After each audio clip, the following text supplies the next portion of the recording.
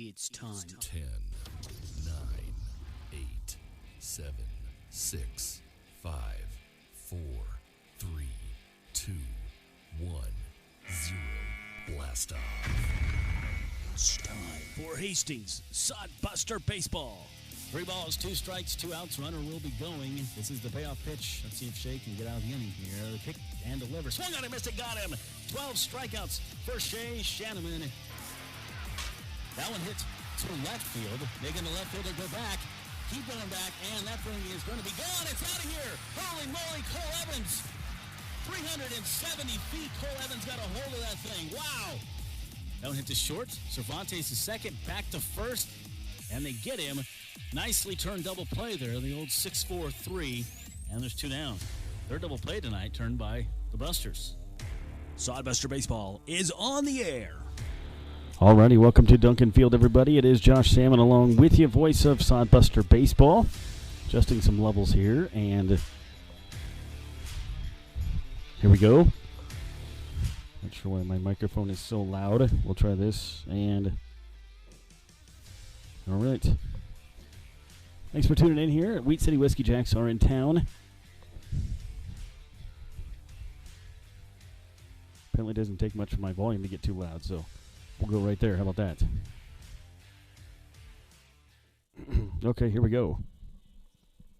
Thanks for tuning in. Josh Salmon along with you. A little bit of a technical issue here as we have to adjust some levels. Don't want to blow your eardrums out tonight, so that would not be a good thing. So let's take a look at some of the lineups here. We'll get to that in a little bit. These two teams, Wheat City Whiskey Jacks and your Hastings Sodbusters. Game number 2. All right, last night it was a heartbreaker for Sodbuster fans. They scored 7 in the first inning. After Wheat City scored 1 in the top of the first, Busters came back with an explosion of 7. A lot of walks, a lot of hits in that inning. Very good inning, a lot of smiles on the guys' faces. Busters come back, put up 1 in the second, 1 in the third, none in the fourth, none in the fifth. Wheat City gets 1 in the top of the 6th. Busters go scoreless the rest of the game. Wheat City put 4 up in the 7th, none in the 8th, and 4 in the 9th. Busters couldn't do anything in the 9th, and they lost 10-9 after leading 9-2 up until the 6th inning. Or 7th inning, excuse me. It was 9-2 up until that point, and then Leif Holtein, I felt bad for him. He pitched a really good game. Struck out 6 guys, only allowed the 2 runs up until the 6th. He came out, there's an innings limit, that kind of thing. We bring in the bullpen, and things just kind of fell apart from there and kind of unraveled. For the Sodbusters, didn't help last night. The Busters made 4 errors either. We haven't seen a game with 4 errors since opening day, where they had 5. So the defense was a little off last night. Everybody was a little off. Wheat City, however, battled back after being behind that whole time, didn't give up, and they won the game. So their current record is 5-4, and the Hastings Sodbusters are 2-7. Is where we're sitting on that. You look at some of the hitters last night for Wheat City. Multiple people had 2-hit games. Ethan Sitzman, the leadoff hitter, had 2 hits. Garrett Olson, he had 2 hits, the shortstop. RBI piece for those guys. Now, Nolan Drill didn't have 2 hits, but he had 1 hit with 2 RBIs. So these guys got some key hits. They had a really bad start from their starting pitcher, but the bullpen came in and took things over. Ended up getting the win there for Wheat City was Jake Anderson. He was the 3rd pitcher of the night. Tyler Monroe, yes, the shortstop moved over. He ended up getting the loss on the night for the Sodbusters, and nobody obviously with the save on that one. 93 degrees when I got here a little while ago at Duncan Field. Warm day, but there is a lot of breeze. Wind's supposed to be up to 30 miles an hour. Blowing straight in, so that's going to hold things up in the outfield. All right, if you hit the ball low, you have a better chance tonight than popping things up and definitely trying to drive it to the outfield as well. Coming up, I have a couple of different interviews. Got a chance to visit with head coach Chandler Wagner after last night's loss. He was disappointed, obviously. We'll talk about that. I also got to know new assistant coach Luke Bay. We'll have those interviews coming up here. This is a Sodbuster pregame show. Josh Salmon with you, voice of Sodbuster Baseball. Busters, when you come to the ballpark, get a refreshing Coors Light, courtesy of Nebraska Land Distributing. Nebraska Land Distributing also features Leinenkugels, the ultimate summer drink, cold and refreshing, and sold at Duncan Field. Another Nebraska Land Distributing option when you come to the ballpark is light beer from Miller. Everything you've always wanted in a beer and less. Nebraska Land Distributing, proud sponsor of the Beer Batter at all Hastings Sodbuster home games.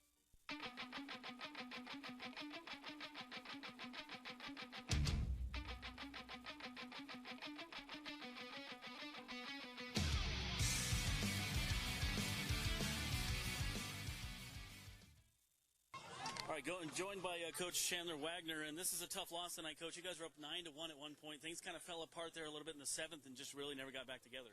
Yeah, I mean, we didn't pound the zone like we should have, and it came back to bite us. And we only scored in 3 innings, and it was the first 3. So when that happens, you give a chance, the other team a chance to come back, and that's what they did. So. Yeah, and 7 walks given up tonight by the pitching total. 4 hits batsmen is what I counted, and you just can't do that and expect to win games. Yeah, I mean, especially in this ballpark, you throw strikes, you'll be fine, and we just didn't get it done on the mound tonight. Leif Holtein pitched a great game tonight, pitched his heart out. Last night we saw Shane Scott do a similar thing. So starters, you have had 2 good starts, you just haven't had the bullpen be able to be consistent. Yeah, that's what we're fighting for now. That's what we're preaching to our guys, and Luke's been talking about with them. All our starters just kind of set the tone early and pounded the zone, and we need our bullpen to step up and do the same. There's a couple positives. Jack Hammond's been on fire lately. 4 hits tonight for him. He had a couple last night. He's been very, very good for you. Yeah, he's been awesome. He hasn't seen a pitch in about 7 months before he got here, so I wasn't expecting him to show up and be seeing it well. So it's good to see him starting to get back to where he was in the fall for us at KU, and I think he'll be just fine this summer. Matt Rodriguez back out there at second base after a low injury on Monday, but he seemed to be okay. A couple hits for him tonight. Good to see him back out on the diamond. Yeah, he played well too, and thought he did a good job on defense as well for us. He made a couple big plays that got us out of innings, and obviously we got stuff we need to clean up defensively and on the mound, but I think we're there. Used 6 pitchers tonight. Who are you thinking for tomorrow? You have any idea yet? It's going to be by committee. We'll figure it out and see who's ready to go tomorrow, and we'll piece it together and hopefully get a win tomorrow. Coach, thanks. Thank you. All right. Always tough doing those interviews there with coaches after the big loss, especially the upsetting loss, but that's part of the job, and they understand that, and I appreciate Coach Wagner's time. Coming up, we'll talk to the other coach, assistant coach Luke Page, just joined the team a couple games ago. He is anxious to get to know these guys a little bit better. He's going to kind of handle the pitching duties himself as far as pitching coach goes, a former pitcher himself. We'll talk about that. He really got into depth about what he wants to do here with the Busters, and it's an interesting interview. He's a good guy, and just got off a big season with K-State. Not the way they wanted it to turn out, obviously, in the postseason, but that's why he was late joining us, and we're happy to have him aboard here. So we'll get to that interview coming up as well. This is the Sodbuster pregame show. Josh Salmon with you, Weed City Whiskey Jacks and your Hastings Sodbusters. Take a look at the standings. These two teams in different divisions in the Expedition League. First, your Sodbusters are in the Clark Division. Fremont Moo leading everybody 8-1. Western Nebraska Pioneers a 7-2 record. Spearfish Sasquatch have 6 wins and 2 losses. Sioux Falls Sunfish 3-5. Pure Trappers 2-5, and Sodbusters 2-7. In the Lewis Division, Weed City Whiskey Jacks are third behind Source Valley Saberdogs, who are 7-2. Mining City Tommyknockers, expansion team, is 5-2. Wheat City 5-4. Casper Horseheads 2-7. Badland Big Sticks having a tough time this year, 2-7.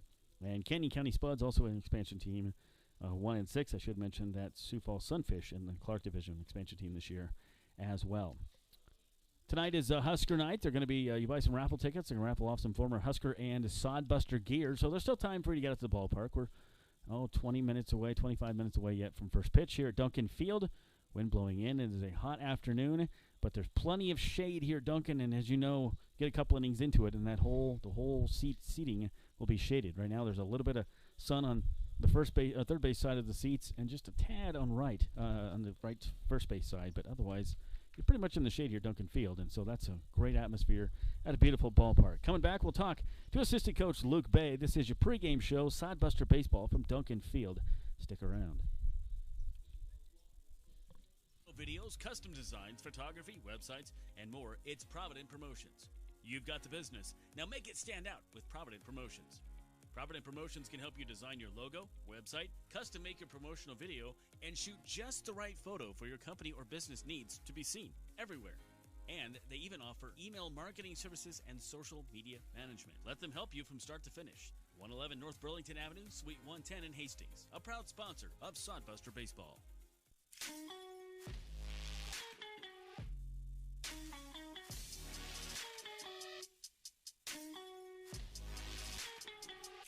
Welcome back. It is Josh Salmon with your voice of Sodbuster Baseball, and we're going to be joined by assistant coach Luke Bay here.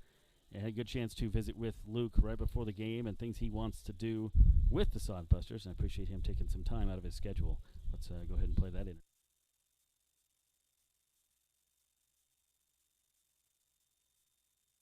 Right now. Cool. Are you kind of handling the pitchers and catchers part? It looks like you're doing a little bit more of that. It's my first summer doing this. Hey, and Luke, tell us a little bit about yourself. You come from Kansas State, joined the team here earlier in the week. How's it going for you so far? It's going good. I'm enjoying it. This is my first summer doing this. I've worked in previous summers with some former coaches of mine, so I'm kind of learning how to do it on my own right now. Cool. Are you kind of handling the pitchers and catchers part? It looks like you're doing a little bit more of that. Yeah, that's more my background. Is I was a pitcher when I played, so I'm definitely more comfortable in that area.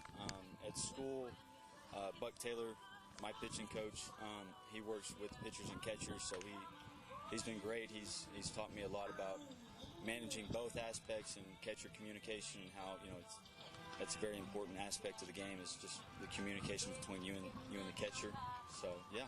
Very good. K-State had a good year this year. That's why you had to join the team a little late. That's a good problem to have. Yeah, we had a good year. Disappointing finish, obviously.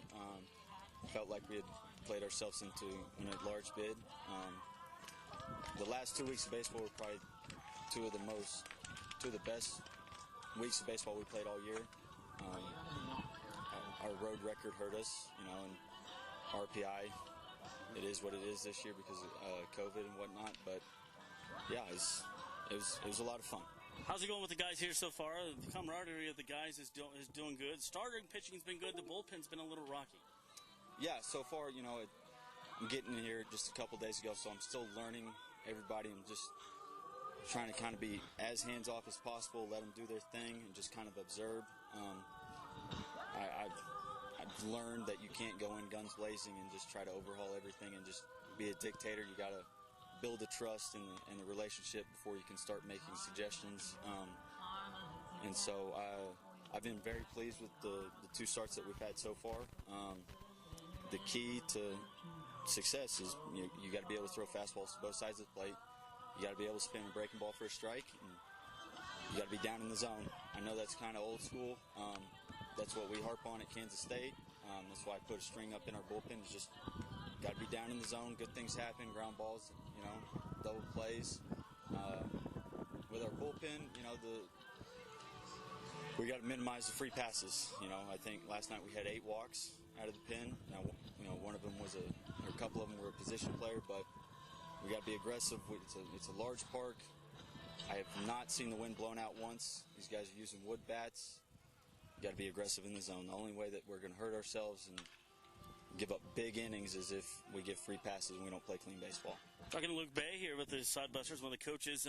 When you got the call from Chandler to come help here at Hastings Sodbusters, how familiar were you with the league, first of all? And then I would imagine you jumped on the opportunity. I had heard of the league. I didn't know much about it at all. But I was open to it. It's 3 hours from Manhattan. To me, it was a chance to, so like a lot of these guys, they come here to develop and get better over summer, right? For me, I looked at it as this is a developmental summer for myself. I want to, just like everybody wants to be a better baseball player, I want to find out a way to be a better coach. And so I'm treating this as, a developmental summer for myself. I'm going to make mistakes. I told the guys that the first time I talked to them. Just to be patient, we'll work through it. We'll get it rock and rolling. Yeah, 2-7. There's a lot of baseball left. These guys can easily turn things around, especially today would be a good day against Wheat City. A team that doesn't know them too well, has only seen them once ever last night, and so it's a chance to just kind of start new and start fresh. Yeah, absolutely. You know, and from my perspective, from the pitching perspective, it's, you know, strike one, keep guys off base, make them beat you, be aggressive in the zone. You know, we threw up however many zeros after the first run in the inning last night, and then if you look at the two big innings that they had, it was walks and not clean baseball. So that's the emphasis. We just got to get in the game and fill up the strike zone. We'll be just fine. Yeah, guys, just got to remember there's 8 other guys out there, you know, so it's not just on them. Get a ground ball, leave it to your defense, and let them settle it. You got to throw some ground balls, be a little more democratic. Strikeouts are fastest. Besides that, they're boring. Everybody likes the defensive flashy play, right? Of course. There we go. I like strikeouts, though. Strikeouts are sexy. Strikeouts are good. All right, tell us a little bit about any favorite team or favorite player of Major League for you, or even in past. My favorite Major League team is the New York Yankees. I grew up watching them with my granddad. He could only get them or the Braves, and we just watched the Yankees all the time. Some of my favorite players, Mariano Rivera. Even though I never got to watch him pitch, Nolan Ryan, Derek Jeter, you know, just sure. The staples. Yeah, classics basically. Awesome, very good. Thanks, son. All right, we want to thank Coach there for coming on with us, and appreciate his time. That's Luke Bay. He's going to act as the pitching coach here for the Sodbusters. We'll take a break, come back. Pregame show a little ways away, about 20 minutes from first pitch here at Duncan Field. It's a warm one, but there's room for you. And it's Husker night, so there'll be buy some raffle tickets, and they'll be raffling off some former Husker / Sodbuster jerseys and stuff tonight. You can wear your Husker gear. Absolutely. Come on out to the game. It's Sodbuster baseball. Time out. Smith, we only need one more out. Do you think you have enough energy? I'm exhausted, and it's hot out here. I'm thinking about enjoying that nice, cool air conditioning I have at home. Oh yeah, you've talked about Ruts Heating and AC, the #1 source for residential and commercial HVAC services in Nebraska for over 45 years. Yeah, now, I have enough for one more batter, Coach. Smith, go finish this thing so we can all go home and cool off. Visit rutsheatingandair.com. My husband and I love to live in Nebraska. It's the good life. We always vacation here. Love those Nebraska state parks. We love to eat here. Where are you going to get a better steak? And we love to play here, especially Nebraska Pick 5 from the Nebraska Lottery. It has a $50,000 starting jackpot, drawing 7 days a week, and all the proceeds go back to our state. Hey, honey, this weekend, let's buy some Nebraska Pick 5 tickets, go to a state park, and grill some steaks. Like our first date. I'm no amateur. Top prize odds 1 in 501,000. You know Graham Tire for their quality tires and service, but did you know that they do brakes, batteries, and oil changes, and even shocks and struts? Graham Tire in Hastings has the quality products and great service you have come to expect from the Graham name. Rick and his crew will get you fixed up and right back on the road safely. And you can trust that the job was done right. That's peace of mind. Graham Tire in Hastings, West 2nd Street, open 7:30 to 5:30, Monday through Friday. A proud sponsor of Sodbuster Baseball. Hey, you. Your ad here. It's Josh Salmon of Salmon Says Media. Imagine turning on the radio or TV and hearing or seeing your business being advertised. Salmon Says Media offers voiceovers, full audio production, on-hold messaging for your phone, and more. Nearly 2 decades of experience. Salmon Says Media also offers radio imaging and podcast production. See us on Facebook. Salmon Says Media, the official media partner of the Hastings Sodbusters. 5 Points Bank of Hastings, safe, strong, and growing. Back in September of 2000, we opened for business at 4th and St. Joe with a staff of 5. Now we have 3 banking locations, over 45 employees, and have grown to become the largest locally owned bank in Hastings. Since our opening, we've listened to you and responded by providing high-quality customer service, new banking technology, and provided support to many community organizations. We appreciate your support and look forward to continuing as the better bank in Hastings. Have you heard the latest in Sodbusters news? Hey, this is Josh Salmon, voice of Hastings Sodbusters Baseball, inviting you to check out the Sodcast, the official Sodbusters podcast. Each episode gets you up to date on team info, the latest news, player and coaches interviews, and more. Join Brian Frew and myself for the Sodcast all through the baseball season. The Sodcast is available for listening on Spotify for free. Hastings Sodbusters Baseball Inside Duncan Field with me, Josh Salmon, and co-owner Brian Frew. The Sodcast. Listen today. Welcome back to the Sodbuster pregame show. It is Josh Salmon along with you here, and ready for the starting lineups as we're a little ways away yet from first pitch, let's take a look at the Wheat City Whiskey Jacks, second game ever against the Sodbusters, and see what the manager is throwing out there. His name is Robbie Laughlin for Wheat City. Here's your lineup for tonight. Ethan Sitzman, saw him last night. He moves over to he's at second base again, Olsen, those two guys had a couple hits apiece last night. He is again at shortstop batting second. Caleb McDowell is their DH batting third. Dean Bittner moves across the diamond from third to first. He is batting cleanup. Rhett Steen was the catcher last night. He moves up to third base. He's batting fifth. Nolan Drill is in left field, batting sixth. Keenan O'Brien, we saw him come in yesterday and play a little bit of first base. He's behind the dish tonight. He is batting seventh. Houston Fogelstrom again in right field, batting eighth. And Cameron Daigle, center fielder, batting ninth. It's Sitzman, Olsen, McDowell, Bittner, Steen, Drill, O'Brien, Fogelstrom, and Daigle for the Weed City Whiskey Jacks. For your Hastings Sodbusters and manager Chandler Wagner, this is the lineup he's putting out there today. Omar Jackson, new to the team yesterday, got 2 RBI single in his first at bat. He is leading things off. We've seen how fast he is. He is in center field tonight. Carson Goloy with the 9 off. Omar, left-handed batter. He will play center field and lead things off. Jack Hammond, 4 hits tonight, last night, 5 at bats. He has been hitting the ball really well. He is batting second and at DH tonight. Trey Colzel is in right field. Didn't play last night. He is in right. Matt Rodriguez is batting in the 4th spot. Clean up at second base. I talked to Matt before the game. We'll use that pregame interview tomorrow for our pregame with Matt Rodriguez. Nice young man. You got the chance to talk to him just a little bit and find out some things about him. He is batting 4th at second base. Tyler Monroe is the shortstop, batting 5th. We have Trevor Matson is at first base, batting 6th. Cole Dawson is in third base tonight again, batting 7th. New guy, Jackson Roca, is in left field. We'll talk about him when he comes up later. Again, he is in left. Justin McGuigan behind the dish. So we have Jackson, Hammond, Colzel, Rodriguez, Monroe, Matson, Dawson, Roca, and McGuigan, with Jeremy Schneider on the hill for the Busters and Brandon Nix on the hill for Wheat City. First pitch coming up about 6:35. Husker night here at Duncan Field. We'll take a look at some of the games coming up for the Busters here in just a little bit. So let's take a break and come right back. This is Sodbuster Baseball. Nebraska Land Distributing is a proud sponsor of the Hastings Sodbusters. When you come to the ballpark, get a refreshing Coors Light, courtesy of Nebraska Land Distributing. Nebraska Land Distributing also features Leinenkugels, the ultimate summer drink, cold and refreshing, and sold at Duncan Field. Another Nebraska Land Distributing option when you come to the ballpark is light beer from Miller. Everything you've always wanted in a beer and less. Nebraska Land Distributing, proud sponsor of the Beer Batter at all Hastings Sodbuster home games.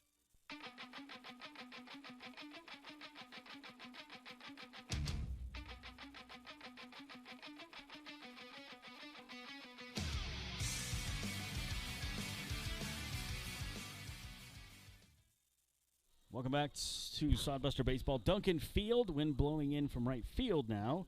We did the starting lineups. Again, we'll take a look at the roster here for the Busters as take on Wheat City once again tomorrow, 6:35. If you can't make it out tonight, I will forgive you.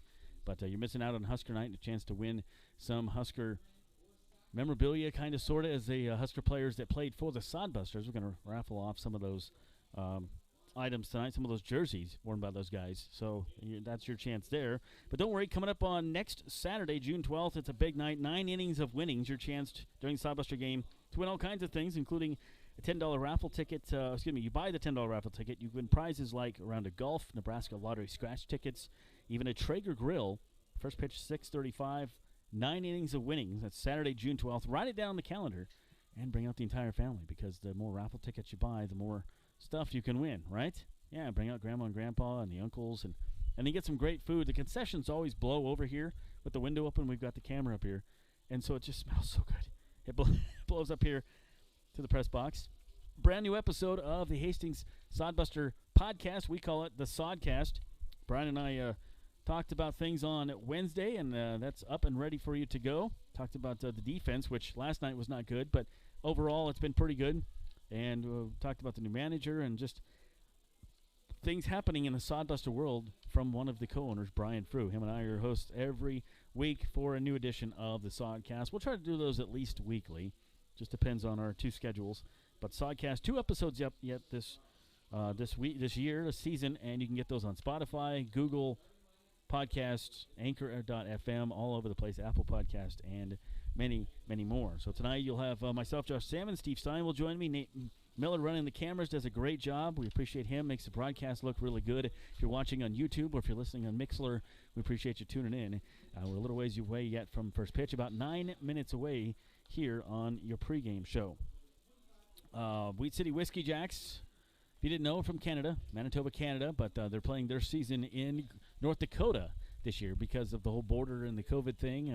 Teams can't cross there. They can't cross and come play. So it's a good warm-up for North Dakota, who's supposed to be getting a team very soon in the Expedition League. It also makes for good places for people to house players, your host family. Get used to that in North Dakota, and they're housing some of these players and hosting them. And so every team needs that, and we appreciate that. And if you ever want to be a host family, there's even places now where you could take on a player. Think about it, they're not really there that often. I mean, they'll sleep there, but they have baseball. They're either on the road or at the field, practicing and during a game, or it might be on the road, or they they're 20-year-olds, so they've probably got things to do and want to see the sights and stuff too, but they're happy to have host families, and the guys I've talked to have really enjoyed the family time. You're kind of their family away from family with the host families. And Brian and I talked about that on the first episode of the Sodcast. He gets a little more in depth to it. He's been a host family, so he knows firsthand what that's like. You'll hear the wind blowing. It's about 30-mile-an-hour winds today here at Duncan Field, so blowing straight in. So we'll see if it wreaks havoc a little bit with the balls popped in the air, but you're really going to have to get a hold of something to get it out of here with the wind blowing from right to left. We'll take a break, come back. First pitch coming up here in about 8-9 minutes. Steve Stein will join me as well. This is Sodbuster Baseball. Smith, we only need one more out. Do you think you have enough energy? I'm exhausted, and it's hot out here. I'm thinking about enjoying that nice, cool air conditioning I have at home. Oh, yeah, you've talked about Ruts Heating and AC, the #1 source for residential and commercial HVAC services in Nebraska for over 45 years. Yeah, now. I have enough for one more batter, Coach. Smith, go finish this thing so we can all go home and cool off. Visit rutsheatingandair.com. My husband and I love to live in Nebraska. It's the good life. We always vacation here. Love those Nebraska state parks. We love to eat here. Where are you going to get a better steak? And we love to play here, especially Nebraska Pick 5 from the Nebraska Lottery. It has a $50,000 starting jackpot, drawing 7 days a week, and all the proceeds go back to our state. Hey, honey, this weekend, let's buy some Nebraska Pick 5 tickets, go to a state park, and grill some steaks. Like our first date. I'm no amateur. Top prize odds 1 in 501,000. Welcome back to Sodbuster Baseball, the pregame show. Josh Salmon, Steve Stein along with you, and Nate Miller to our right. Steve, what do you think of the Wheat City Whiskey Jacks second night here? After we saw it last night, they had their backs against the wall, down 9-2, and never gave up. Hey, heck of a lot of credit to them. I'm not sure. Your mic in there, Steve? For now, let's use this one. Pot it up here. Here we go. You should be good. Heck of a lot of credit to them for hanging with it. They really did a good job of not letting it get to them.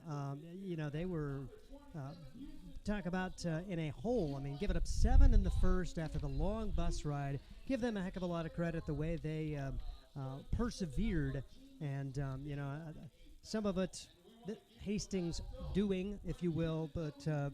Give them the credit for making the comeback and never say dying. We'll have more on the Whiskey Jacks and a little bit about their early history, and I'll be back with you for the third and the fourth. All right, and not taking Canadian money tonight in the concession stand. So if you came all the way from Manitoba, I'm sorry, you're going to have to exchange that. We looked yesterday, if they would have came from Manitoba down to Hastings, that's close to a 12-hour drive. But North Dakota here, 9 hours. So they traveled 9 hours in a bus.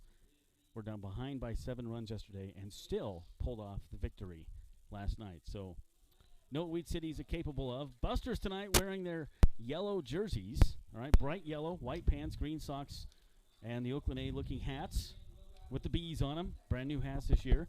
Wheat City Whiskey Jacks wearing their light blue shirts, dark blue sleeves, gray pants, dark helmets as well. Steve, doing okay over there? Good to go? Sounds like it. Yep. I had something hooked up wrong there. I'll get on Skippy, our intern, about that. That's me. So here, take a look at your defensive lineman here for the Sodbusters. Outfield left to right. Looks a little different tonight. Jackson Roca's in left. You have Omar Jackson in center and Trayton Kozel in right. From third base to around the diamond, it's Dawson, Monroe, Rodriguez, and Matson at first with McGuigan McGuigan behind the dish and Schneider on the hill. We'll have our national anthem right now.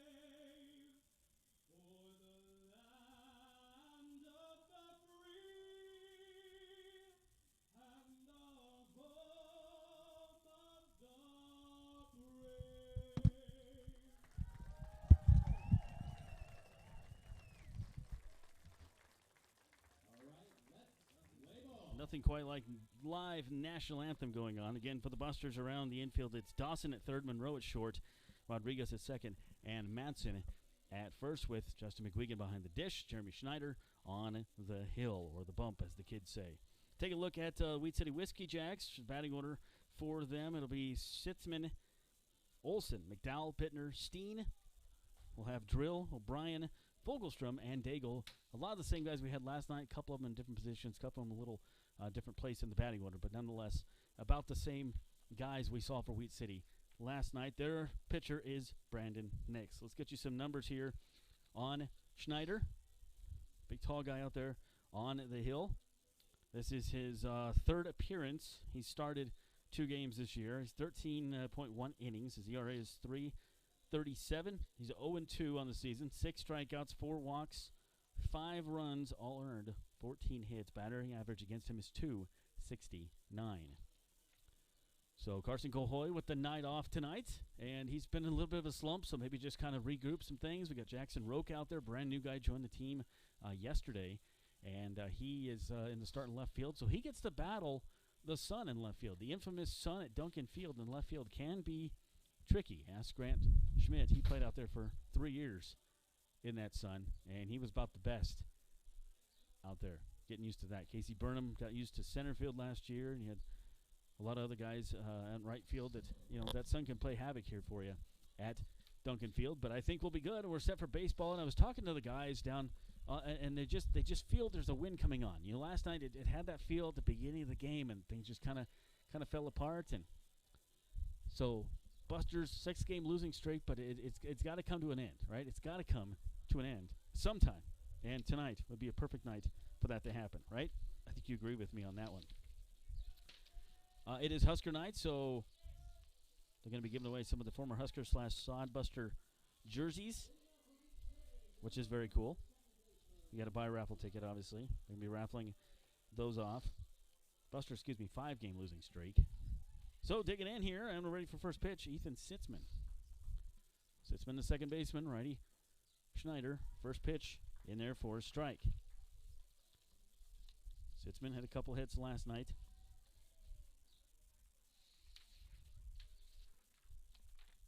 First pitch in there for a strike. That's a good start to the game. Sitzman was 2 for 3 last night. 1 ball, 1 strike here to the second baseman.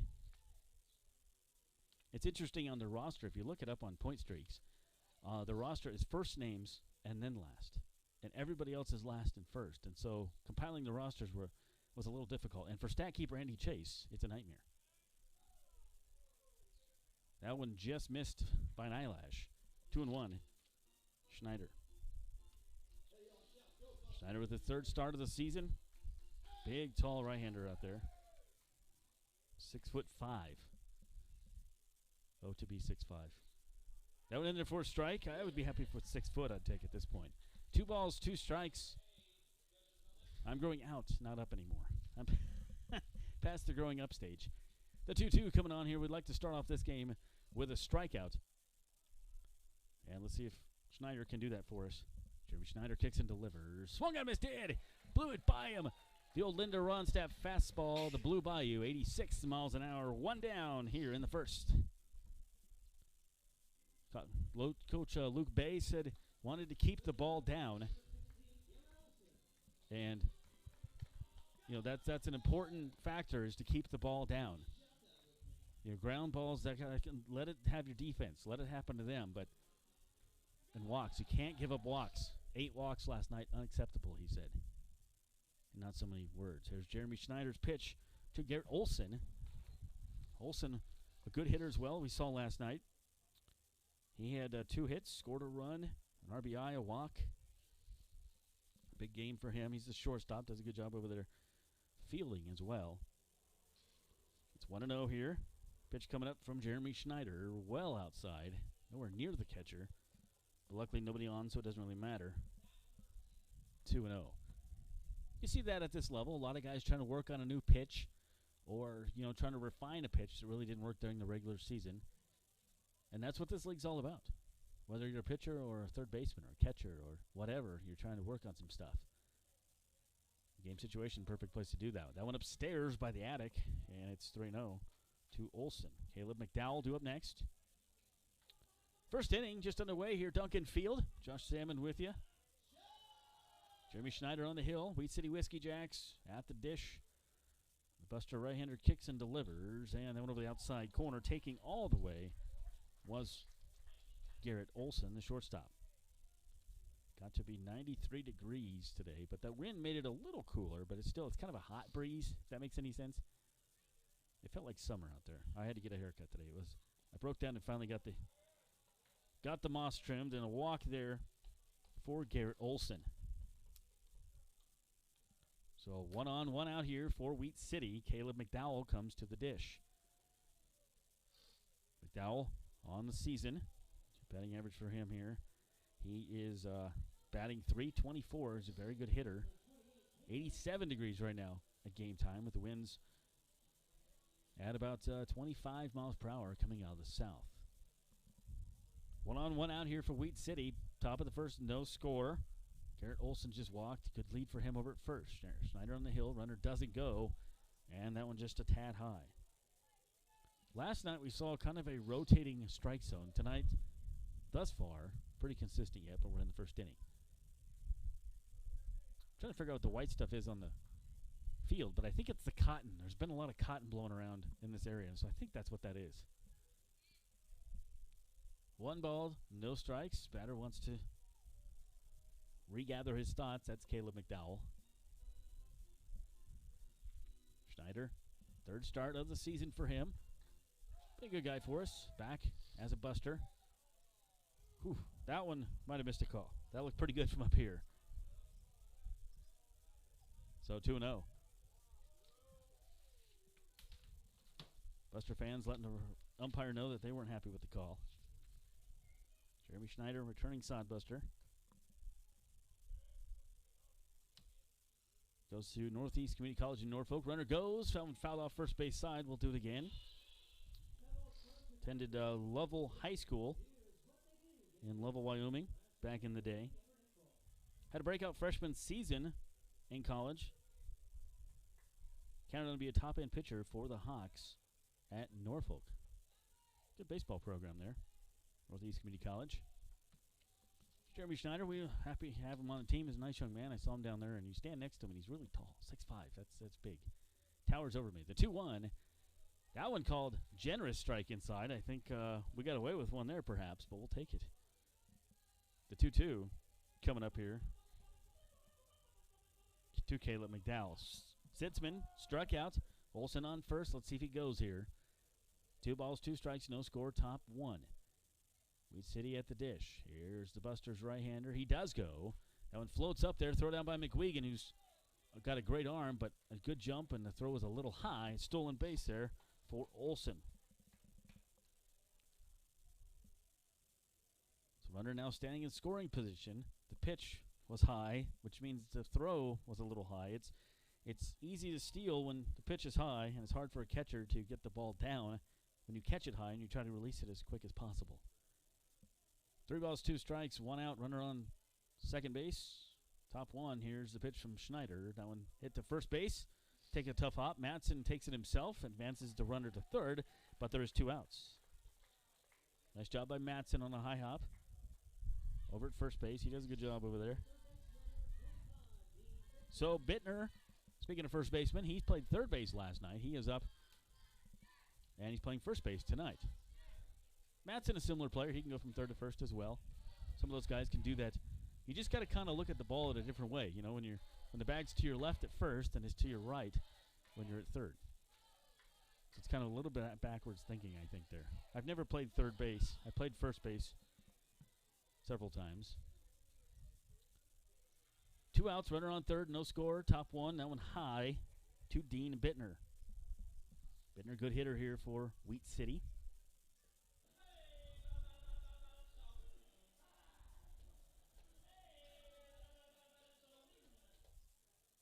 Bittner, I have no batting average for him. I think that can't be right, can it? On the stats. That went in there for a strike, 1-1. Bittner has a 207 batting average in 7 games, 29 at bats. Has 1 RBI, chance for 1 here with a runner on third. Buster's hoping otherwise. Schneider with the 1-1. Delivery on the way, righty versus righty. Swung on and missed, got him on that one, 89 miles an hour. Nice pitch there. Like a fastball to me. 1 ball, 2 strikes. Be happy to only give up the 1 hit here. Schneider looking good. Here is the 1-2. 2 outs. And that one freezes him. Have a seat, Dean Bittner. And Wheat City leave 1 on base. No runs and no hits. Bottom of the first coming up. Cheer on your Sodbusters. This is Sodbuster Baseball from Duncan Field. We'll be right back and see if the Busters can get something going in the first.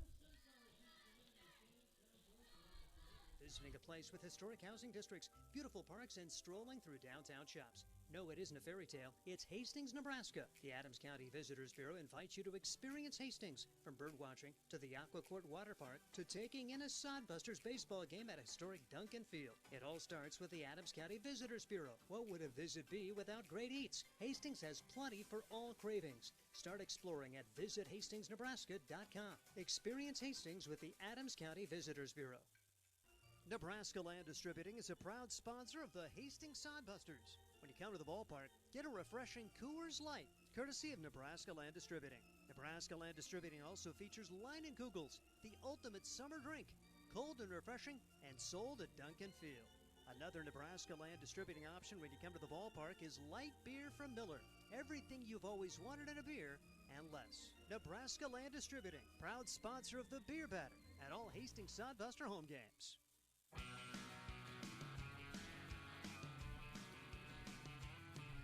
Duncan Field, Josh Salmon with you, Nate Miller, Steve Stein, as Jeremy Schneider gives up the 1 walk.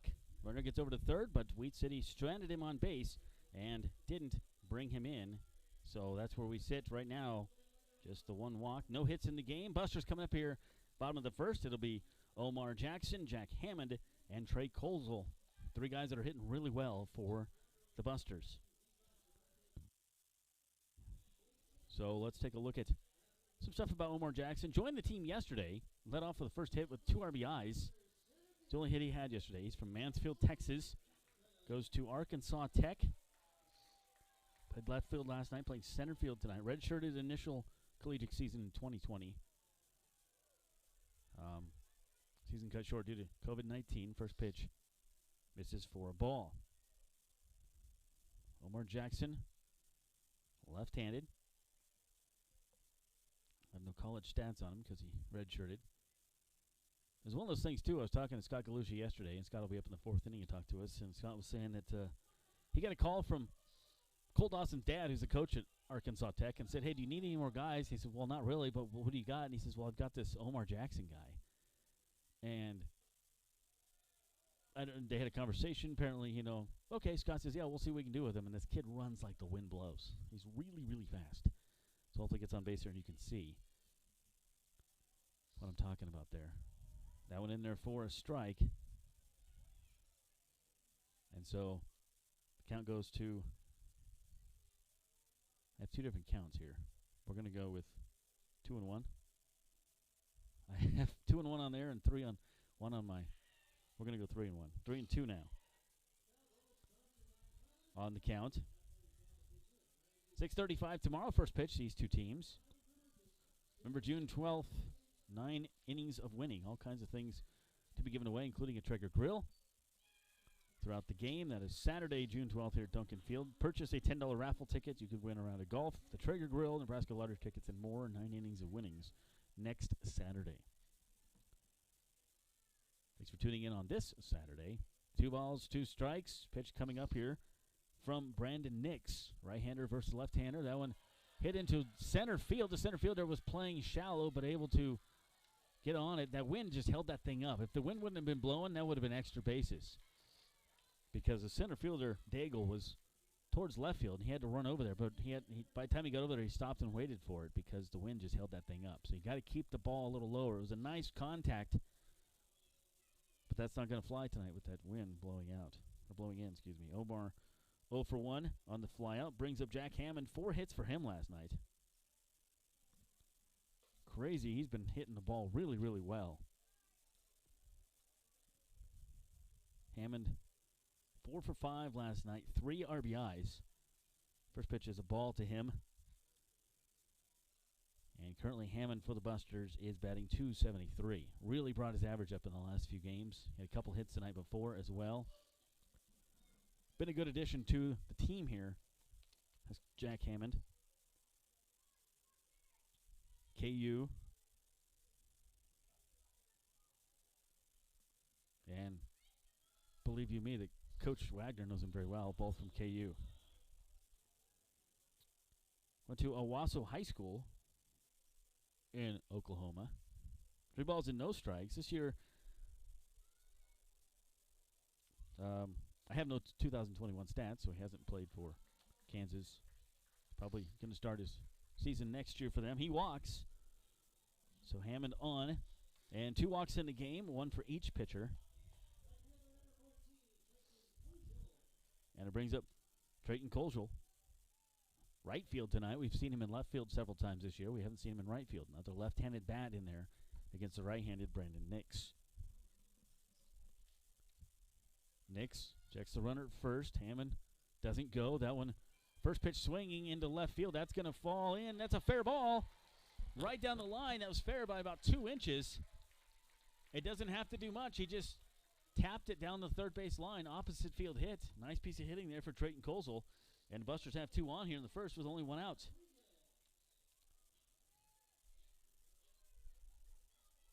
Left fielder just kind of lackadaisical, ran over there. Drill, I bet he thought it was going to be foul, and it was fair literally by about a couple inches. So Brandon Nix comes into the game with a 22.50 ERA. This is his 3rd appearance, all starts. Giving up 8 runs this season, 5 of those earned. Batting average against him has been .500. This is the guy you need to tag early. We got early runs yesterday and couldn't score anything. Let's spread out that scoring throughout the game. 2 runners on, 1 out here. 1-0 to Matt Rodriguez. Got a chance to visit with him before the game today. We'll play that interview tomorrow. Nice young man, Matt. A big smile on his face the entire time I'm talking to him. Loves the game. Wants to work on some fielding stuff. Says he can play a little short, but he prefers second base. And he's got a good glove out there. So you've got Hammond standing on second via the walk. Coleshill with a single stands on first. That one had some good breaking movement. Nix wanted to know where that was. It didn't look too bad from up here, but it was called a ball. 3-0. Chance of loading the bases here for the Busters in the first. 2 on, only 1 out, no score. Bottom 1. Nix pitch. That one called a strike. That one looked more like a ball than the last one. Thanks for listening on Mixler Radio. online and watching on YouTube. Busters trying to get a rally going here in the first like they did yesterday. The 3-1 floats that thing up there, and it doesn't break. Ball 4. 2 walks this inning given up by the Wheat City Whiskey Jack pitcher, Brandon Nix. And cleanup hitter is aboard. Brings up Tyler Monroe. Monroe batting 154 on the season. He was 1 for 4 yesterday. He ended up suffering the loss when he came in to pitch. Kind of an interesting thing where you see your shortstop get the loss in a game. I was listening to the Royals on the way home from this game last night, and the Twins brought in that Ostadito guy they've had pitch a couple times this year, a fielder, and they were already, I mean, that game was like 14-5. Royals were kicking butt. Was that last night or night before? Anyways, they he came in, and that guy throws like 40 miles an hour. Bases loaded here from Monroe. Inside-out swing, hangs out into left field. That should be an easy play for Drill. However, it will get the run in. Busters lead 1-0. None of the other runners can move as Drill fights the sun with the sunglasses and gets it in. But Monroe, job done. Sacrifice fly for him in the RBI. Busters on the board, 1-0. Jack Hammond comes in to score the run.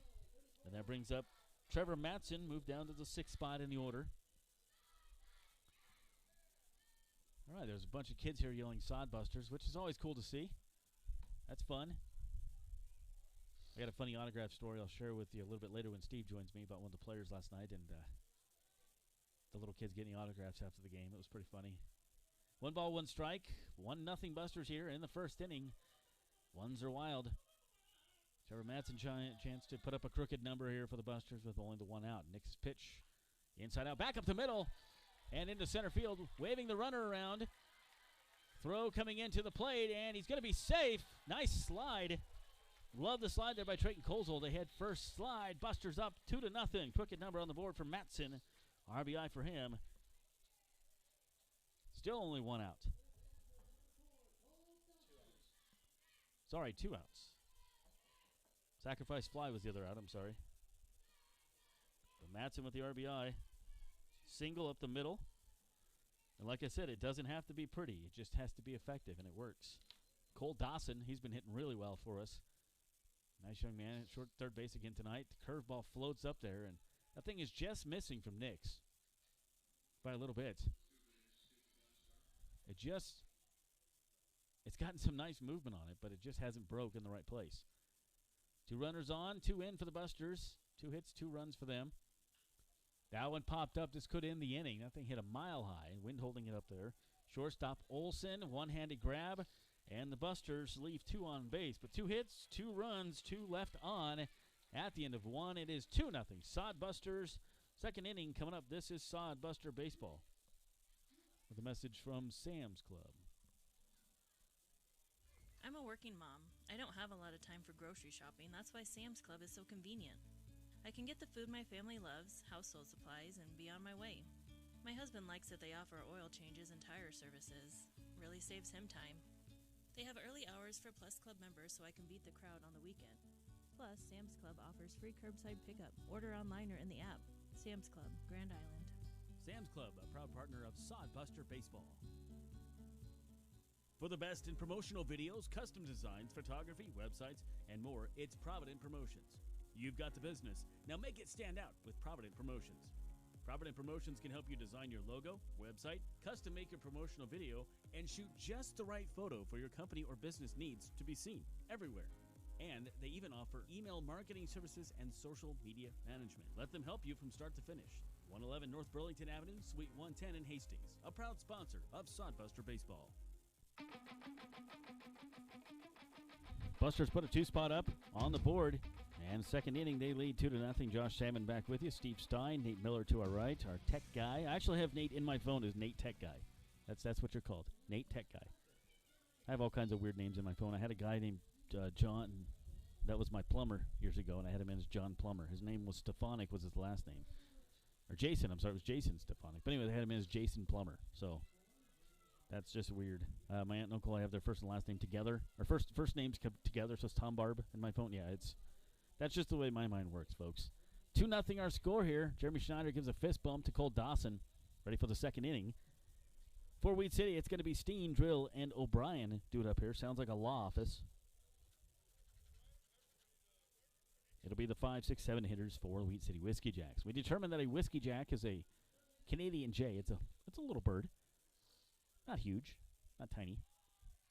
Bunt down the third base line. Dawson running in. He read it perfectly from the beginning. And the throw bounces over to first. Nice job by Matson. Not a great throw. Dawson points at Matson and says, "Thanks for bringing your shovel, buddy." 1 down. First pitch, it was a good idea by Steen, but Dawson read it perfectly, saw it, he was rushing in as soon as the ball got bunted. Again, Dawson's only played 3 games in his career at third base, and this is the 3rd one. Nolan Drill comes up. Drill, the left fielder.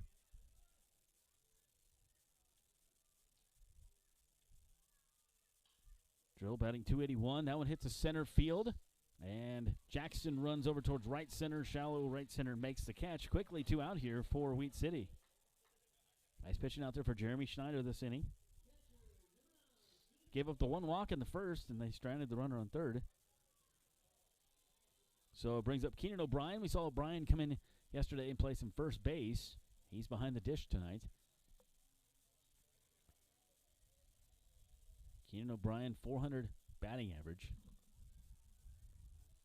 on that one. Right-handed batter. A lot of right-handers in his Wheat City batting order. And first pitch in there for a strike. Keenan O'Brien. He's played, this is his 5th game. Pitch on the way here from Schneider is outside. 1 ball, 1 strike. Jeremy Schneider. Right-hander. We need him to go quite a few innings tonight. We used several pitchers last night. If he's firing strikes, I'd like to leave him in there, I'm sure. Here is the 1-1. And that one just a smidge low. 2 balls, 1 strike. Keenan O'Brien. Wheat City looking for their first hit. Busters have 2 hits on 2 runs. Did leave 2 on base last inning, but they lead 2-0 here in the top of the 2nd. Swung on and missed on that one, 88 miles an hour. Had a hard time on that. Straight cheese there from Schneider. 2 balls, 2 strikes. O'Brien takes a little time to regroup. Gets back in the box. Righty versus righty. Schneider looking for his 3rd strikeout of the night. Ended last inning on strikeout to Bittner. Let's see if he can do the same here. And check swing, and they get him. Down goes Wheat City, and down goes O'Brien. Ends the inning again with a strikeout. Jeremy Schneider getting fist bumps as he walks into the dugout. Wheat City, nothing doing that inning. We'll be back at the bottom of the 2nd, see if Busters can add on some more. This is Sodbuster Baseball from Duncan Field. Smith,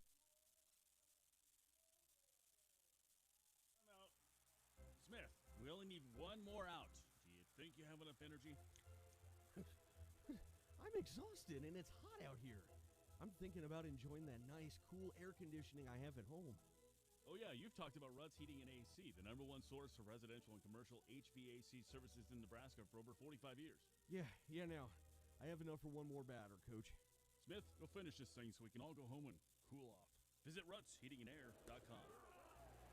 My husband and I love to live in Nebraska. It's the good life. We always vacation here. Love those Nebraska state parks. We love to eat here. Where are you going to get a better steak? And we love to play here, especially Nebraska Pick 5 from the Nebraska Lottery. It has a $50,000 starting jackpot, drawing 7 days a week, and all the proceeds go back to our state. Hey, honey, this weekend, let's buy some Nebraska Pick 5 tickets, go to a state park, and grill some steaks. Like our first date.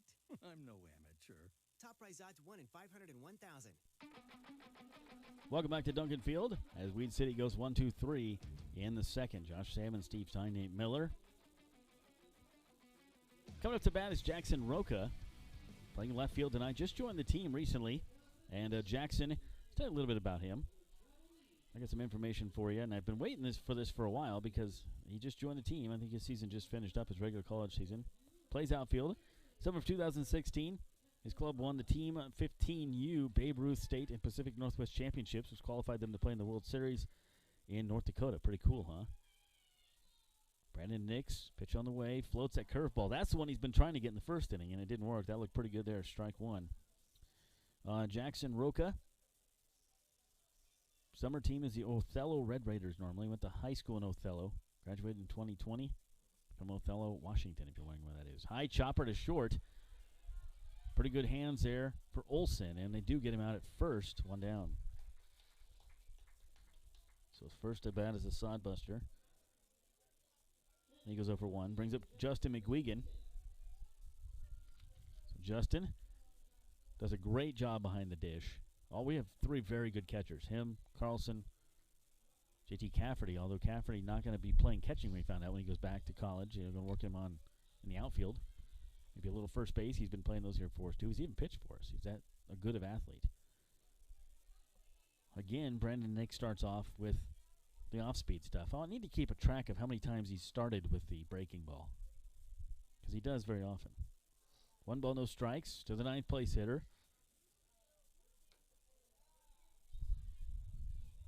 And 2 balls and no strikes. Buster's able to put 2 on the board in the first.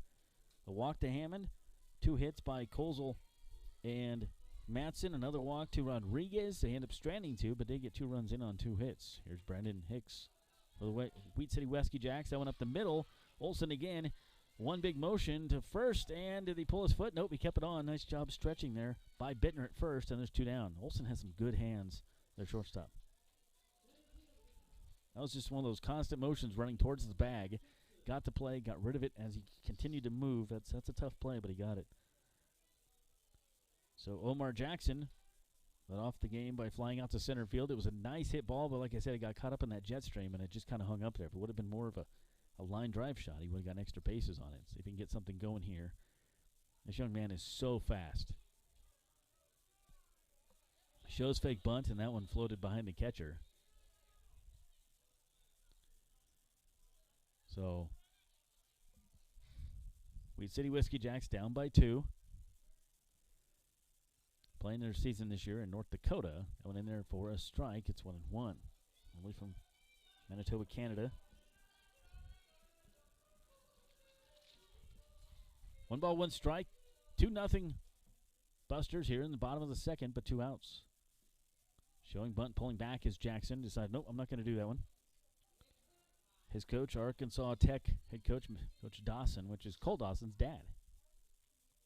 Interesting connection, isn't it? It sure is. 2-1 coming up here to Omar Jackson. That one outside, taking all the way. Very patient at bats. I think that's been a key, too, is these guys sometimes swinging at some bad pitches. And it hasn't helped their cause this season as well. Buster's looking to snap their 5-game losing streak tonight. They're leading 2-0 here in a second. That one way outside. It's another walk. Third walk of the evening issued by Brandon Nix.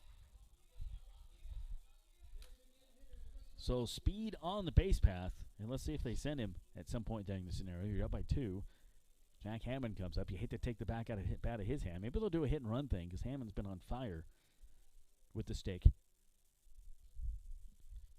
Remember the video games where the guy's bat was like on fire? That's kind of what his should look like right now. Throw to first, and the MO, the word is out about Jackson. He goes diving back to first. I think they realized yesterday how quick he is. Another big lead for Jackson. 2 down for the Busters. They're leading 2-0 here. Throw to first. Nonchalant throw and then quick release there by Brandon Nix. And meanwhile, Jack Hammond's like, all right, you going to throw me the ball? Or he's throwing more pitches to first than he has to home. Doesn't go. Fakes it at first. And Hammond takes the pitch for a strike.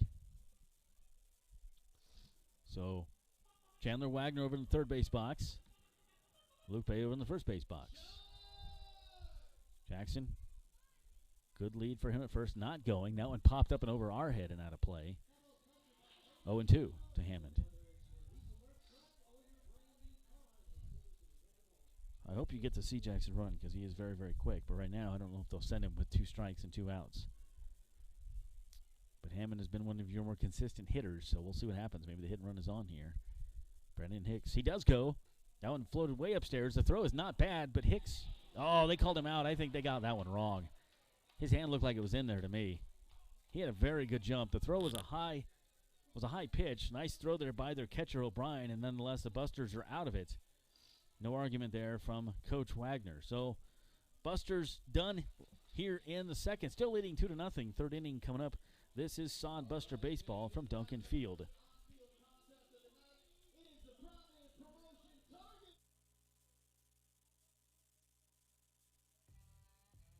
You know Graham Tire for their quality tires and service, but did you know that they do brakes, batteries, and oil changes, and even shocks and struts?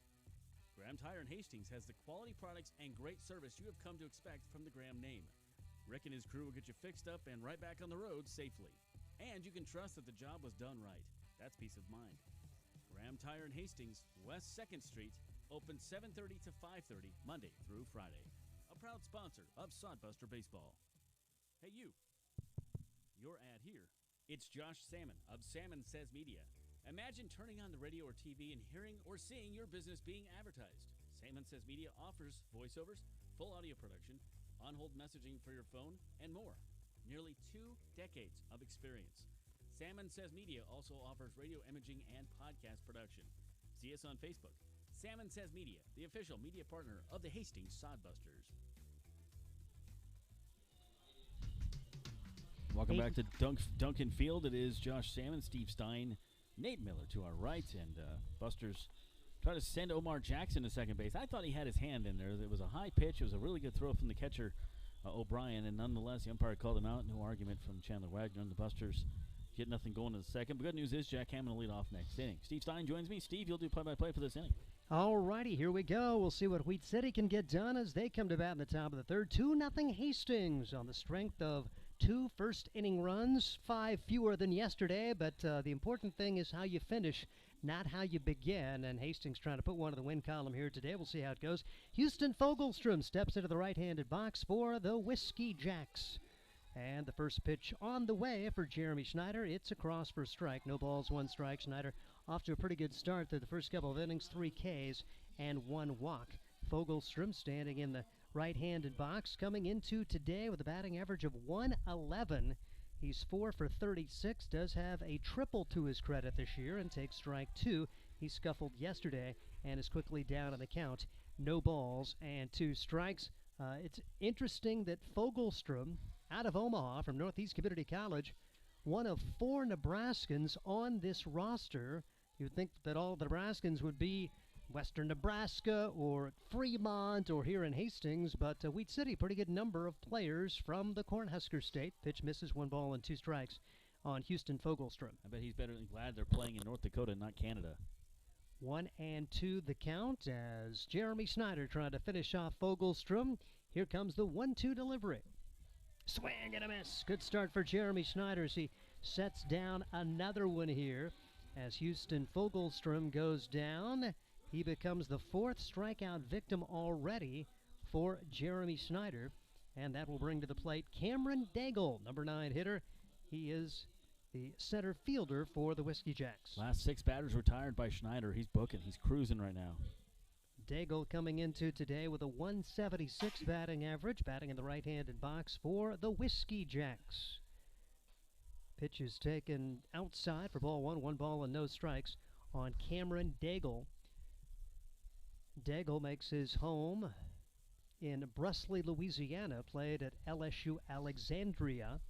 1-0 delivery is high and outside, and really you look at the Whiskey Jacks roster, they get them from all over. I mean, it is a nationwide recruiting endeavor. Had quite a few Division I guys on the preseason roster. Not too many of those have made the trip to Nebraska at this point, and say Division I season's just wrapping up. They may still be adding a few. 2-0 delivery, bunt laid down but foul. It goes to 2 balls and a strike on Cameron Daigle. 2-0 Hastings on top. The Sodbusters trying to break out of a slump. 2-7 coming into today. Whitsitt off to a pretty good start. The Whiskey Jacks are 5-4. Keep in mind the last time they competed 2 years ago went 12-52 in their Expedition League debut. Swing and a miss. It's 2-2 now on Cameron Daigle. Schneider's really in his zone right now. He's got everything firing on all cylinders. Really much like the starter last night, Leif Holstein, and Sodbusters just couldn't finish it behind him. 2-2 delivery up high as the bullpen saw that lead slip away, but Holtein was cruising through a 6 solid inning performance. So he went 6 innings, struck out 7, didn't walk anybody. The relievers walked 8 in the final 3 frames. 3-2 delivery is on the way. Swing and a miss as Jeremy Snyder back-to-back Ks and now has 5 in the game. The first 2 have gone down via the strikeout. Back to the top of the order for Ethan Sitzman, and he struck out his first time up. 3 strikeouts in a row going back to last inning, and the last 2 innings, Schneider has struck out the last batter of the inning to wrap it up and getting fist bumps all around from his teammates when he walks off. Sitzman, a pretty good day yesterday. 2 for 4, 3 RBIs. I should say 3 runs scored and an RBI for the leadoff man for Wheat City. 2 up, 2 down here in the third, and the pitch is outside for ball 1. 1 ball and no strikes on Ethan Sitzman. Sitzman comes to Wheat City from Whitman College out of Golden, Colorado. A lot of guys just finishing up their freshman season on this roster for Wheat City. The pitch fouled away. 1 ball and 1 strike on Ethan Sitzman. Sitzman, a good leadoff hitter with a 356 OBP on base percentage. That's a guy you want at the top of your order. Jeremy Schneider trying to set him down in order for the second straight inning. The only blemish, a 1-out walk back in the first for Snyder. Off speeder, check swing. Snyder eats it up. Will throw to first in time, and Wheat City is gone in order here in the third. As we head to the bottom half, it's still the Sodbusters 2, Wheat City nothing. You are listening to Sodbuster Baseball.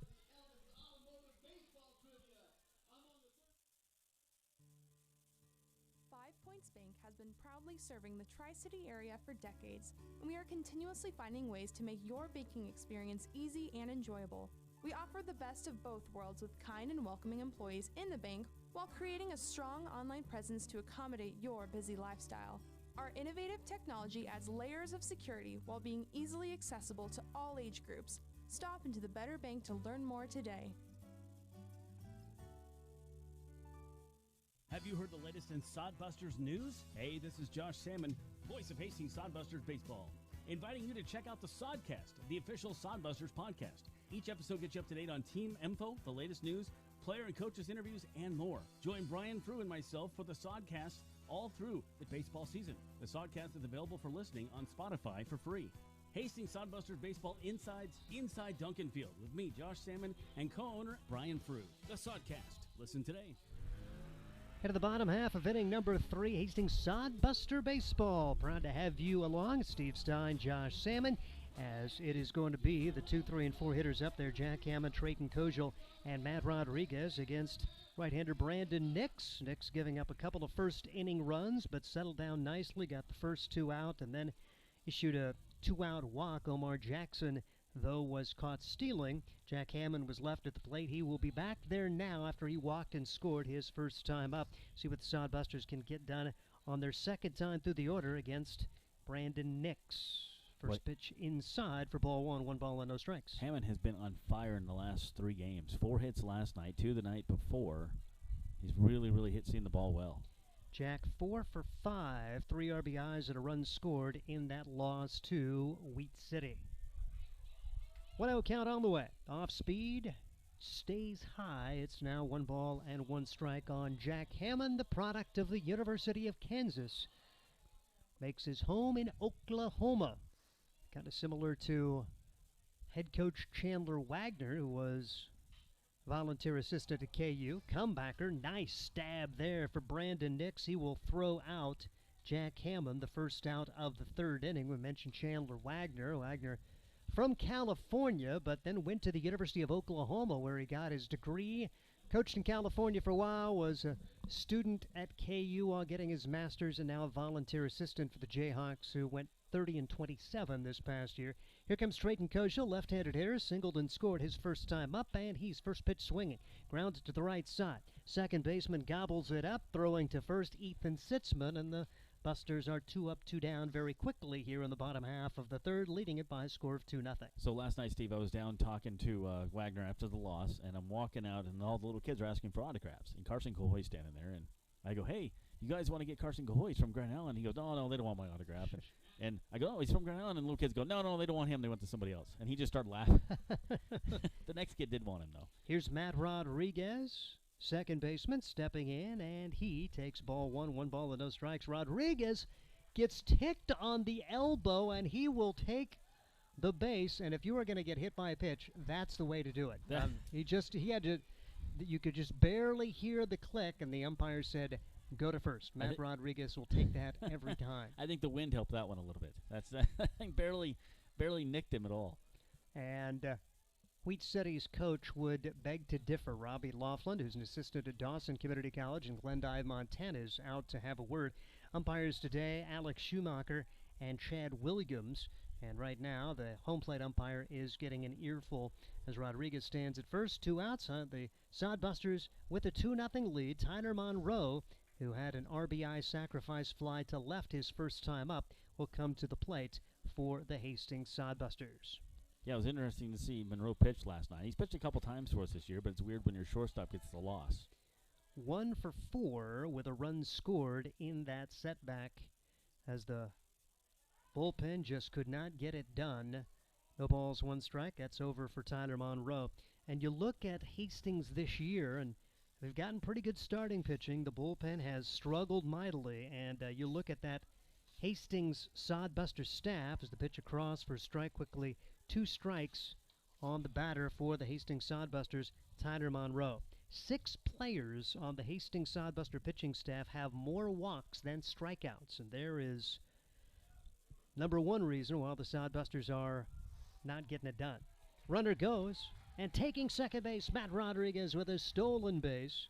Tyler Monroe takes ball 1, 1-2 the count on Monroe, and Matt Rodriguez in scoring position. Yeah, the shortstop ran over there to grab the ball, and the ball was to his left, and so he kind of did a swipe tag as Rodriguez was sliding in, and nice slide. So now a runner in scoring position as the Sodbusters try to come up with a 2-out rally here, up 2-0, and this one is lofted high in the air, center field, but right there, and making the grab will be Cameron Daigle. Sodbusters are turned away. No runs on no hits, 1 man left. We head to the 4th. It's still Hastings 2, Wheat City nothing. You're listening to Sodbuster Baseball. I'm a working mom. I don't have a lot of time for grocery shopping. That's why Sam's Club is so convenient. I can get the food my family loves, household supplies, and be on my way. My husband likes that they offer oil changes and tire services. Really saves him time. They have early hours for Plus Club members so I can beat the crowd on the weekend. Plus, Sam's Club offers free curbside pickup. Order online or in the app. Sam's Club, Grand Island. Sam's Club, a proud partner of Sodbuster Baseball. For the best in promotional videos, custom designs, photography, websites, and more, it's Provident Promotions. You've got the business. Now make it stand out with Provident Promotions. Provident Promotions can help you design your logo, website, custom make your promotional video, and shoot just the right photo for your company or business needs to be seen everywhere. And they even offer email marketing services and social media management. Let them help you from start to finish. 111 North Burlington Avenue, Suite 110 in Hastings, a proud sponsor of Sodbuster Baseball. Hastings with the lead, 2-0. It'll be Wheat City coming to bat in inning number 4 with Garrett Olson, Caleb McDowell, and Dean Bittner. Olson, a pretty solid debut for the Whiskey Jacks yesterday as he played in his first game, went 2 for 3, had a run scored and a run batted in. Meanwhile, Jeremy Snyder, very solid first 3 innings for the Hastings Sodbusters. No runs, no hits. He's walked 1, and he has struck out 5 so far. It's Steve Stein, Josh Salmon from Duncan Field with the wind blowing in some 25 miles an hour from right center field. And so the spacious historic ballpark, which has a 408 sign at straightaway center, is playing even bigger here today as temperature is 85 degrees and the official wind speed gusting 225. Did I say 25? I'm just pretty dead gum. You are psychic. Yes. What's the lottery numbers? I wish I knew. Oh, okay. Well, 16 gusting to 25, but we will one way or the other. If I win the lottery tonight, will you buy me a pizza? Yes, and I will be back to do baseball tomorrow. Wow. Because this is still a heck of a lot of fun. Wow. Here comes Garrett Olson. Now I may fly here as the pitch is across for a jet. strike. Yep, I'm going to charter a flight from Grand Island to Hastings, but All right. hey, I can do that. Yeah. But he's here. I'm not counting the money. Garrett Olson walked his first time up. He's the only base runner so far against Jeremy Schneider, and the pitch is high and tight. 1 ball and 1 strike on Garrett Olson, the number 2 hitter for the Whiskey Jacks. And when I first heard the mascot, I thought it was an ode to the lumberjacking community. Oh, okay. But no, I think as you educated folks last night, the Canada Jay is the Canadian national bird. And indeed, it is named for that. And you say, well, how did Whiskey Jack become the Canada Jay? As the pitch across for strike, 1 ball and 2 strikes. As maybe more in-depth knowledge, the 1-2 delivery, fouled straight back. It's still 1-2. Whiskey Jack actually comes from the Cree indigenous people. Their word for the Canada Jay sounds kind of like the American would say, or the Canadian would say, in English, Whiskajack. It's Wiskedjak in the Cree language. Wow. Yep, and so that is where So it's a dialect thing. Whiskey Jack comes Interesting. from. Yep. 2 balls, 2 strikes now as Garrett Olson takes ball 2. So little geographic history here from our folks from the north, that it's the Canada Jay, and that's why their mascot is a bird. 2-2 pitch. Called strike 3. Olson knew it, couldn't pull the trigger. He becomes the 6th strikeout victim of Jeremy Schneider. Our tech guy, Nate Miller, here is a bartender, and I asked him, has anybody ever come in and ordered a Whiskey Jack? He says no. So I said, there you go. That's a new drink you can make. It's a game. Caleb McDowell will step to the plate now. Grounded out to the first baseman his first time up. 1 out, nobody on. Wheat City trailing it 2-0 as the Hastings Sodbusters trying to break a little skid. Delivery across for strike, no balls and 1 strike. And during this losing streak, really, most of the games pretty competitive, pretty fun to watch. Last night was the one that you just, you really were sick to your stomach after, because you had every chance in the world to win that one and just could not finish it. 0-1 delivery, stays high, 1 ball and 1 strike. As the Sodbusters led 9-1 after 3 innings of play, and give Wheat City the credit, had to be a little leg weary after the long trip, and they hung with it. Sodbusters opened the door, and Wheat City drove through. Yeah, 8 runs after the 4th. They scored. 0-1 delivery is missing. 1 ball and 1 strike on Caleb McDowell. McDowell standing in the right-handed box. 1 out, nobody on. Hastings on top by a score of 2-0 as the 2 teams play 1 more tomorrow. 1-1 delivery on the way, and that stays high for ball 2. 2 balls and 1 strike. And then it'll be a 3-game series toward the end of the year in August to wrap things up. August 3rd through the 5th, Hastings will make the trip up to North Dakota to play the Whiskey Jacks.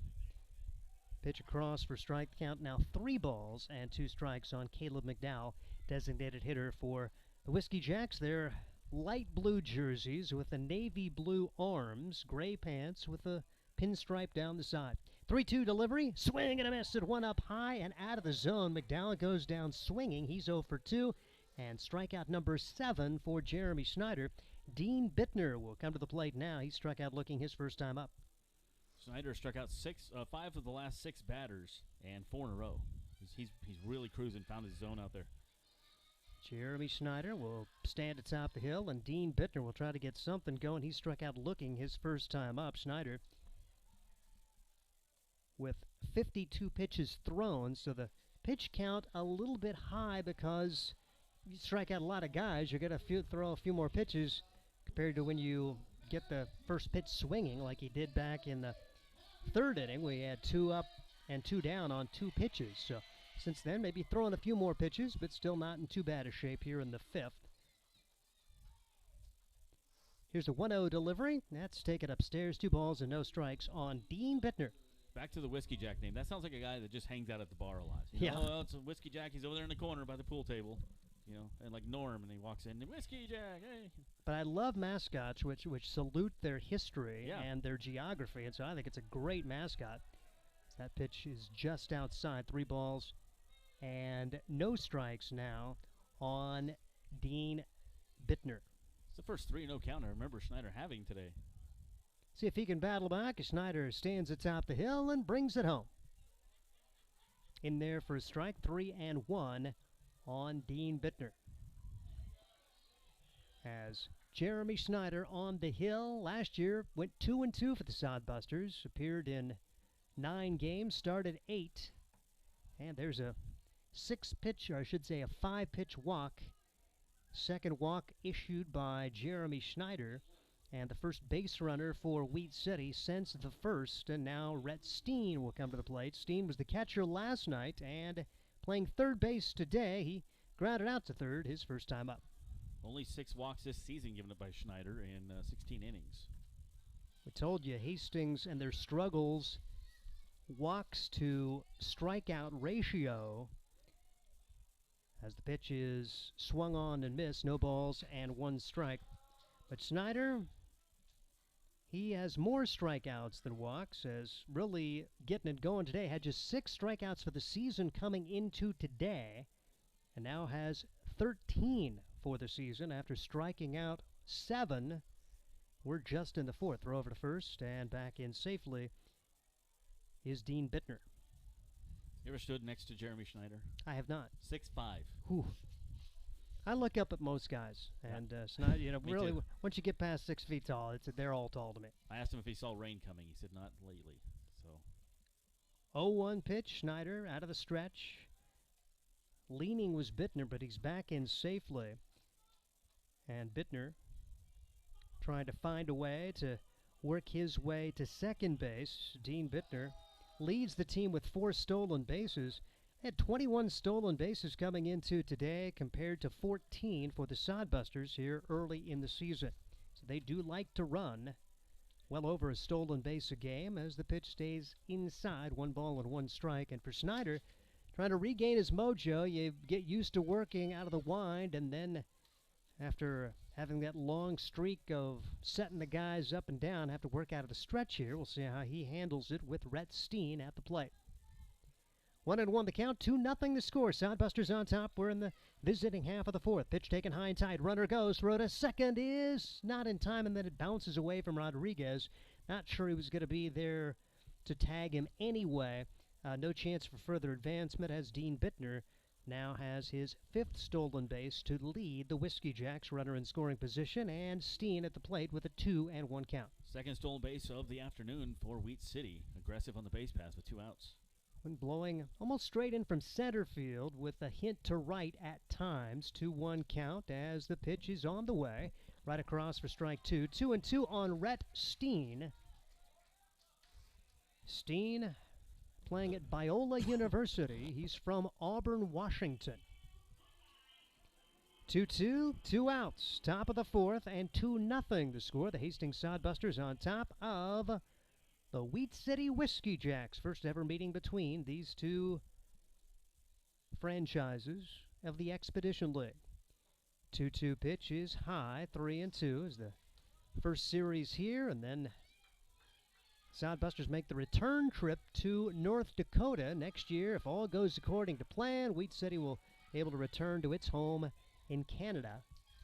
But it's a great opportunity for them to get to play this year in North Dakota, who will have a new team in Grand Forks. Pitch inside, and so back-to-back walks after 2 strikeouts to begin the inning, and now the Sodbusters trying to get out of this with Nolan Drill coming to the plate. Yeah, runners on the corners here, and this is not a good situation here for Schneider, but he's regrouping, see if he can fire back. He's ended 2 innings, this last 2 innings with strikeouts. Last inning ended with the ground out, but 2 innings before that he ended striking out the last batter of the inning. Let's see if he can do that.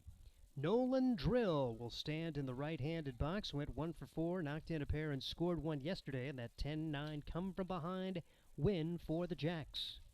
Schneider out of the stretch, looks back at second as runners are at first and second now. Pitch outside for a ball, 1 ball, and no strikes on Nolan Drill. Hit it pretty well, but lined out to center field his first time up. Omar Jackson getting his first start in center field today. Second game with the Sodbusters. Good to see him out there. Carson Cahoy gets a breather. 1-0 delivery, Schneider out of the stretch. The pitch, right across for a strike. 1 ball and 1 strike on Nolan Drill. Drill out of Upper Iowa University from Cortland, Minnesota. Wheat City under the direction of Robbie Laughlin, who is an assistant coach at Dawson Community College, Region 9 team, which includes Nebraska, teams like Western Nebraska playing that, McCook Community College and such. Pitch swung on and fouled away. 1-2 the count now on Nolan Drill with 2 on and 2 outs. Top of the fourth, Wheat City looking to strike. Hastings has a 2-0 lead.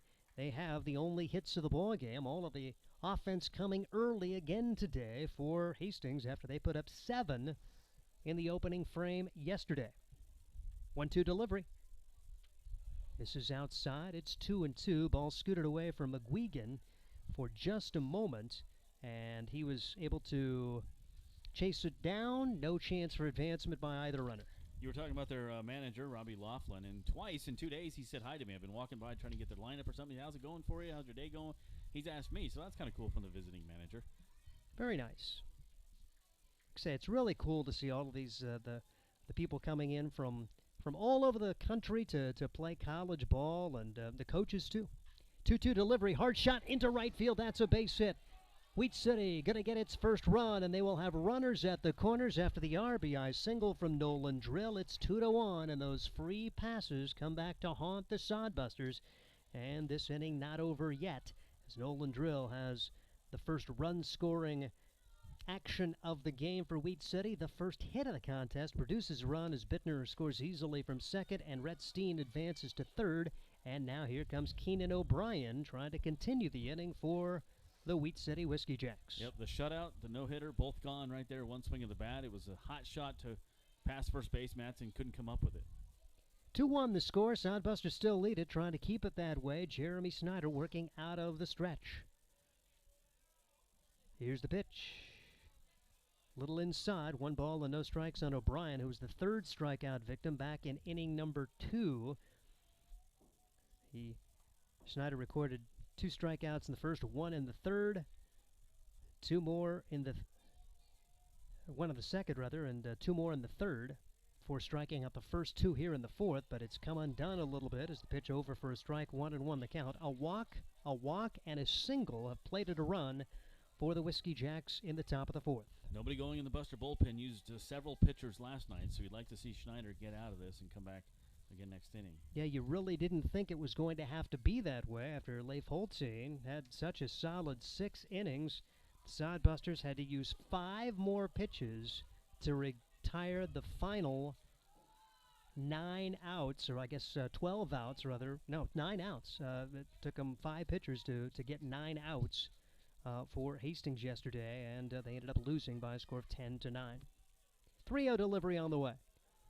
And that's across for a strike. 3-1 the count now on Keenan O'Brien. There was really no call from the umpire on that, so even the batter's like, was it high? Was it strike? I think scoreboard was wrong, actually. It was 2-1 before that. That was called a ball. 3-1 the count now.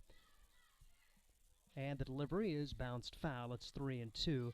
Got to look at my own scorebook and not pay attention to scoreboard. Keenan O'Brien bats now.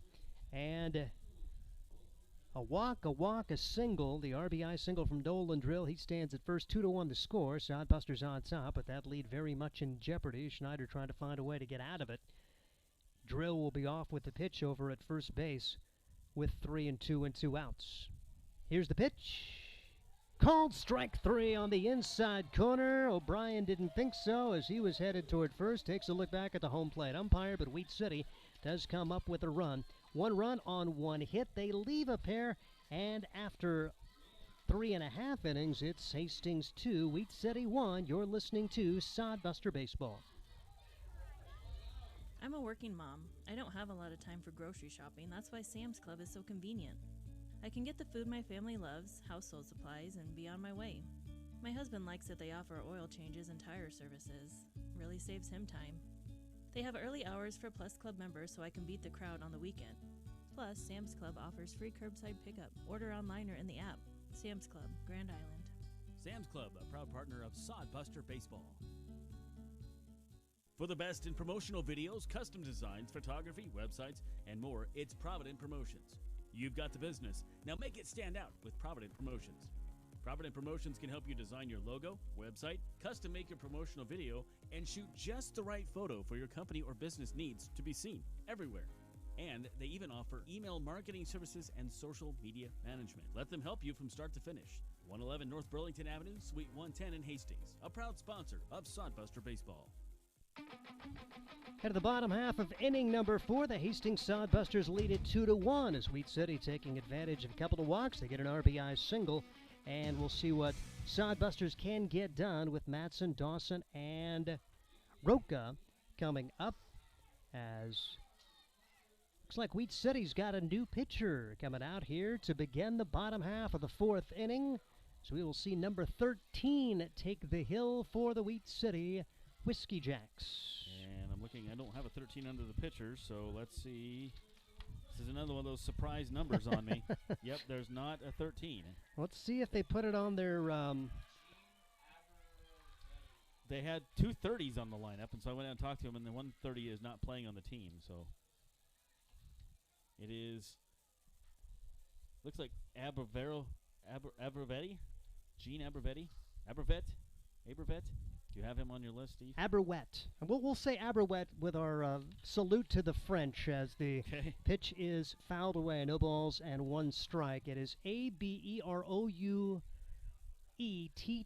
He is from San Bruno, California. Skyline College. Gene Aberwet.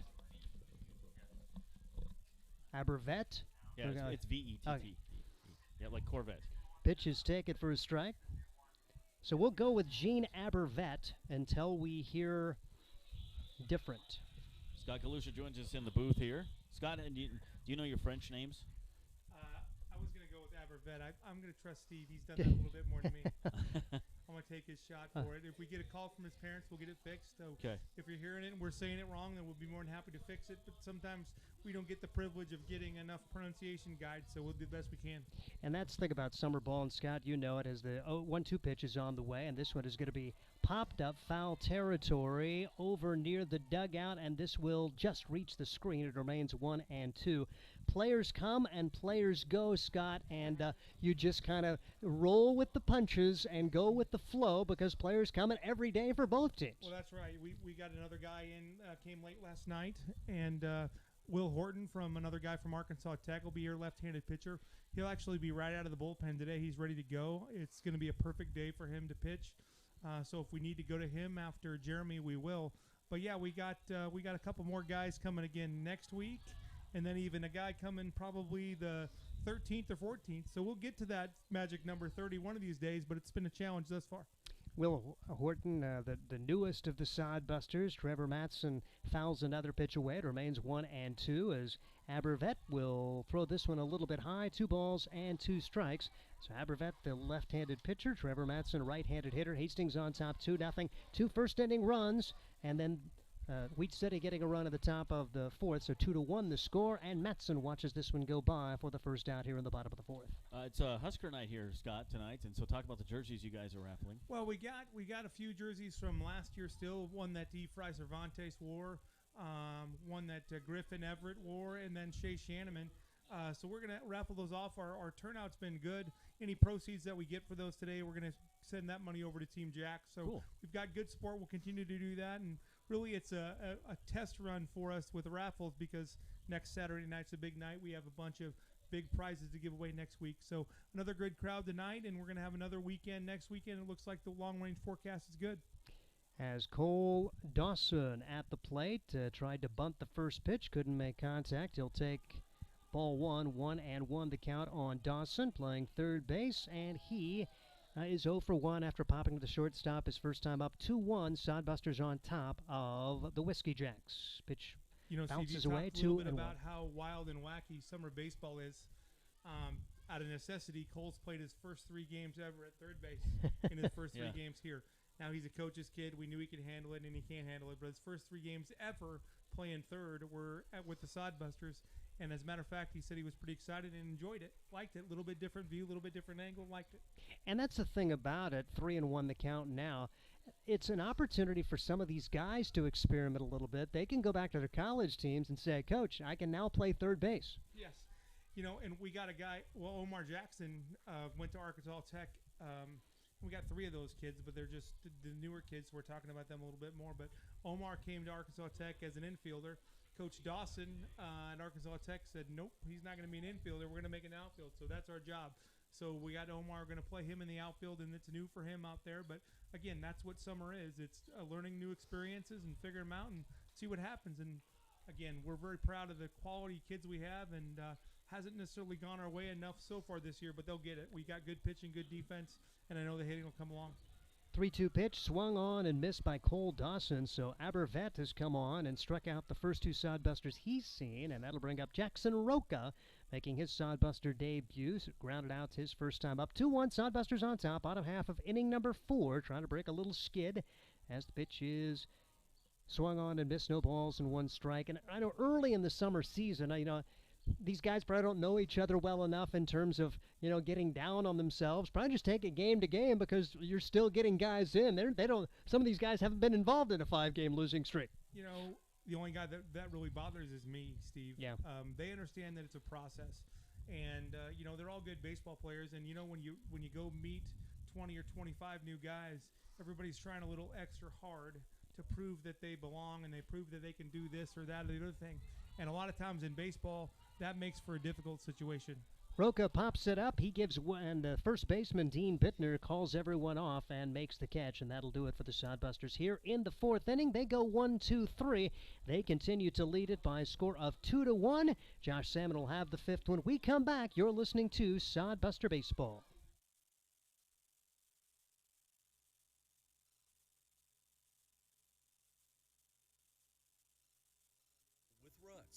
Ruts Heating and AC is your #1 source for residential and commercial HVAC services in Nebraska.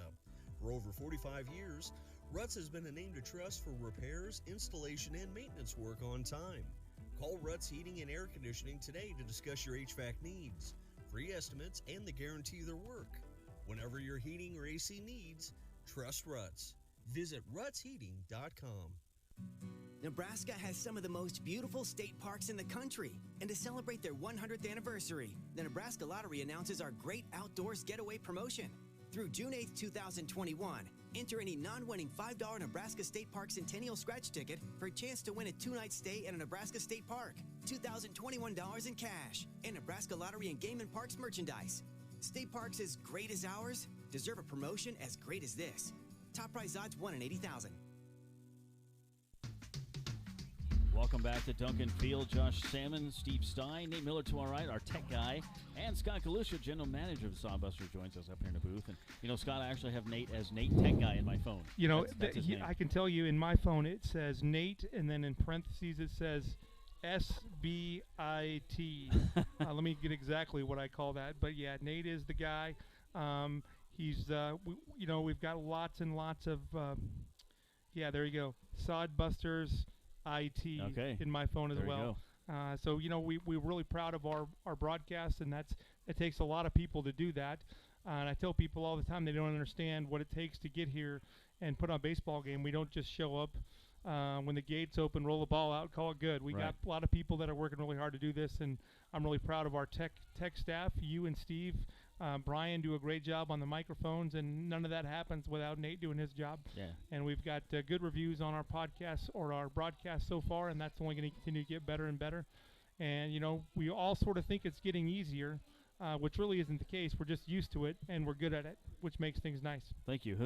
Houston Fogelstrom leads it off here for the Wheat City Whiskey Jacks. Still 2-1 our score. Swung on and missed. Nice heater there, 87, bringing it is Jeremy Schneider. You look at Jeremy Schneider, Jake Schroeder, the names are similar, the statures are similar. I mean, they're both 6'5", so it's easy to get confused by those two guys. Yeah, this is second year with Jeremy, and he's just getting better and better, and he's just steady as it goes. He's a little bit of a weird bird, which every pitcher is, but we just let him do what he wants to do. We know we can count on him for 80 or 90 pitches every time out. This is kind of a fun story, really, Fish. This is the same beer batter as last night. And Jeremy and Mr. Houston Fogelstrom are best friends. Really? And so when I got to the park, the first text I got was Jeremy going, hey, same beer batter. It's got to be same beer batter. Oh, that's so hilarious. we asked Mr. Fogelstrom if it was okay with him, and he said he was fine. So I tell you what we're going to do, we're going to have a beer batter if we're going to do it either way if it goes right. Because if he gets a hit, we're going to give him some credit for some beer too. Sure. So it's kind of fun. These guys are all friends, so it makes it kind of fun. So I told Fogelstrom that if he can get a hit, I'm gonna put all the drinks on him too. So that's a fun one. They were both excited for that. 1 and 2 here to Fogelstrom. I faced one of my best friends in Little League one time. I think he walked me.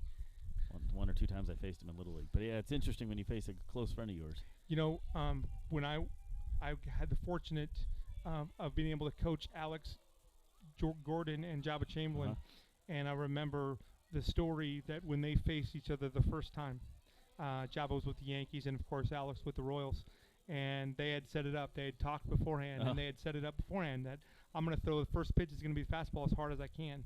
And it was so fun to watch that, knowing those kids. After this pitch, I'll finish it here. That's a hoot.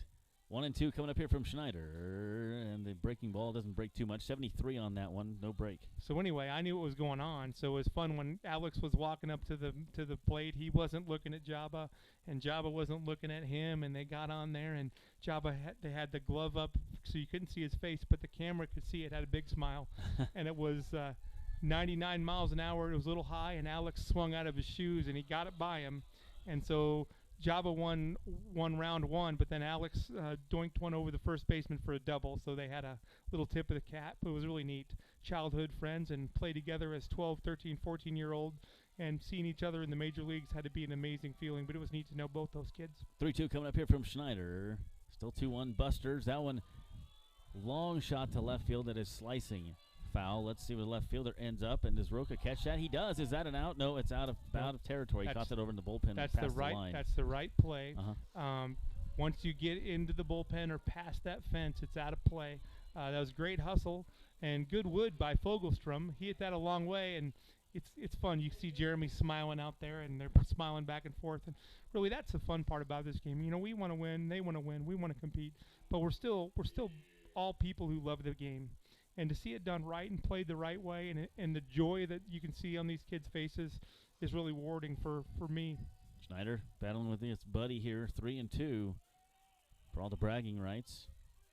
And that one hit to left. That's a deep one as well. Roca over his head. That's going to be extra bases. Boy, that's just a good swing there by Vogelstrom. He will stay at second base. You know, the one before that he clobbered, with the wind blowing from right to left, I wondered how he wouldn't have if that would have gone close to being out, the first pitch with the wind blowing. But, boy, he got a hold of that one and drives it to left field. And yeah, good for him because he's been the brunt of our beer batter for 2 nights in a row. It's a good thing for him. Only the second hit of the night for Wheat City. So 2 hits for them. Leadoff hitter is on, and this is only the first time tonight that Wheat City has had the leadoff hitter on. This batted to the 9th place, Cameron Daigle, runners in scoring position. Schneider still on the hill. There is some action in the Buster bullpen. No outs. 2-1 Busters. Showing bunt, taking a strike is Daigle. Daigle struck out his first time. And Schneider pitching a great game here for the Busters. He has 8 strikeouts in the game. So 0-1 here, runner on second. 2-1 our score. Schneider labored a little bit last inning. Gave up the double here to the leadoff hitter. Shows bunt this time. Does pop it up. Matson's all over it, though. Play it perfectly, and that's exactly what you want to do. The guys have really been playing the bunt good. Dawson over third earlier, now Matson. Yeah, well, good defense and a good execution from Jeremy. We usually want to throw a fastball up in that situation. It's harder pitch to bunt, and we got it that time. And good execution all the way around, and a big first out, and hopefully we can keep that tying run on second base. Back to top of the order with Ethan Sitzman. This guy can hit the ball pretty well. He hasn't done much tonight, so hopefully he's not due. 0-2 for Sitzman. He's got some nice moss going under the helmet there. Yeah, he's got some good lettuce is what I call that. There you go. Once in a while, a little lettuce under there. That's about what my hair looked like at his age. Yeah. And outside, I'm just happy to have any at this age. Yeah, I hear you. Any lettuce. That's correct. 1 ball, no strikes. That one gets away from the catcher. And laboring a little bit out there is Schneider. There is action in the bullpen. Runners now advance to third as Fogelstrom led off the inning with a double. Wild pitch there, and he moves over. So the right-hander warming up in the bullpen for the Busters. Still no outs. 2-1 our score. Yeah, we're going to play in. We're going to try to cut this off on a ball hit right to an infielder. So top of the 5th. All the infield in, outfield in as well. That one just missed by an eyelash, and a very small eyelash nonetheless. 1 ball, no strikes. I still say better strike zone today. Oh, there is. Oh, somebody got tossed from the dugout. Is he going Wagner or is he going Bay? That's not good. Yeah. And the strike zone tonight is better than it was last night, in my opinion.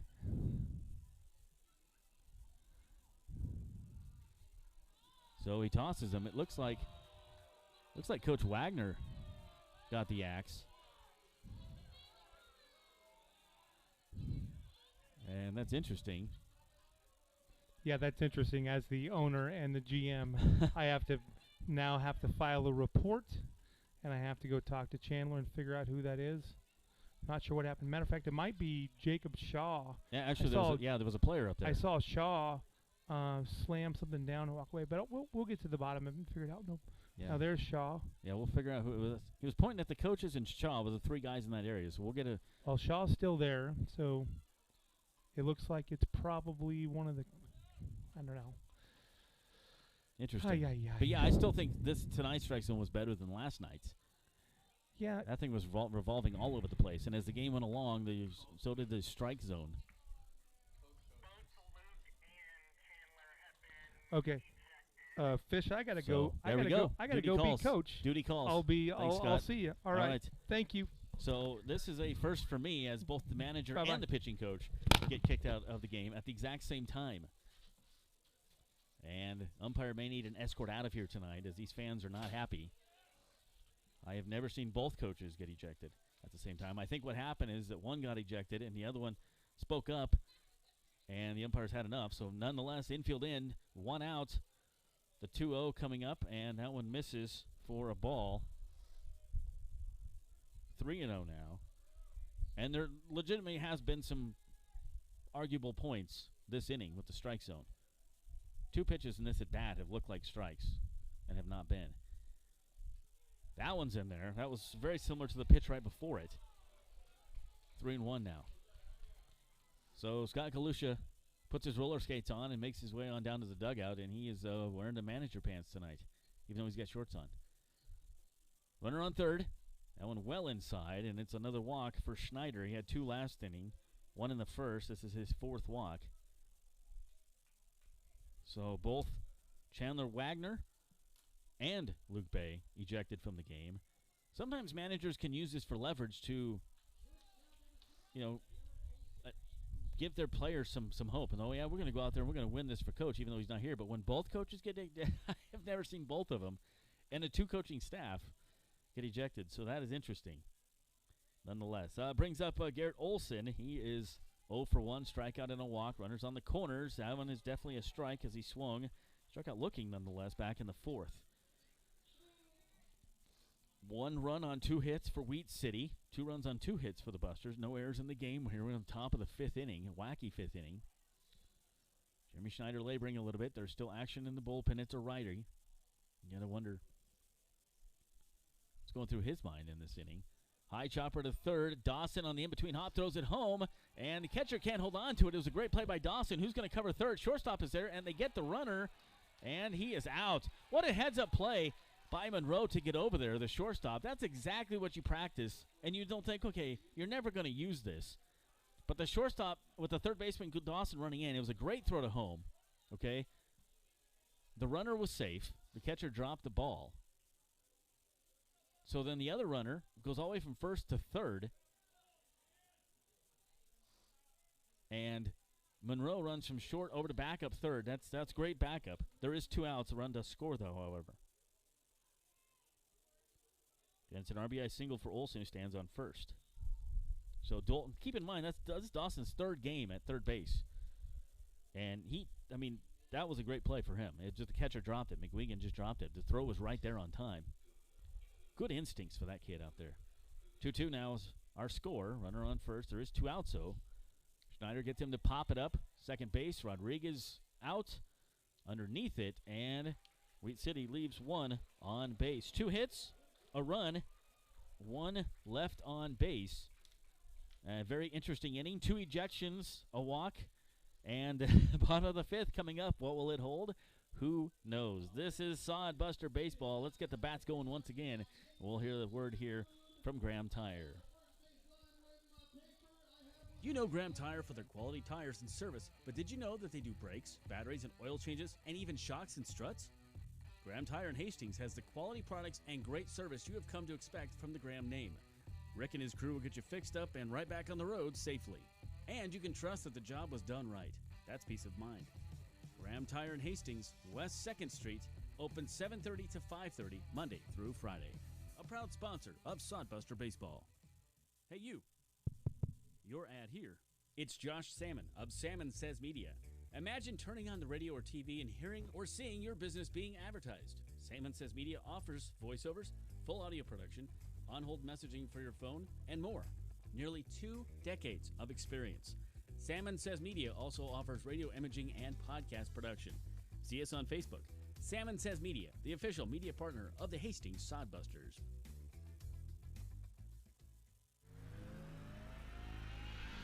Welcome back, Sodbuster Baseball. What a weird 5th inning. Busters do give up 1 run, a walk, 2 ejections. Weed City leaves a runner on base. A runner gets out going from 1st to 3rd. It's just a wacky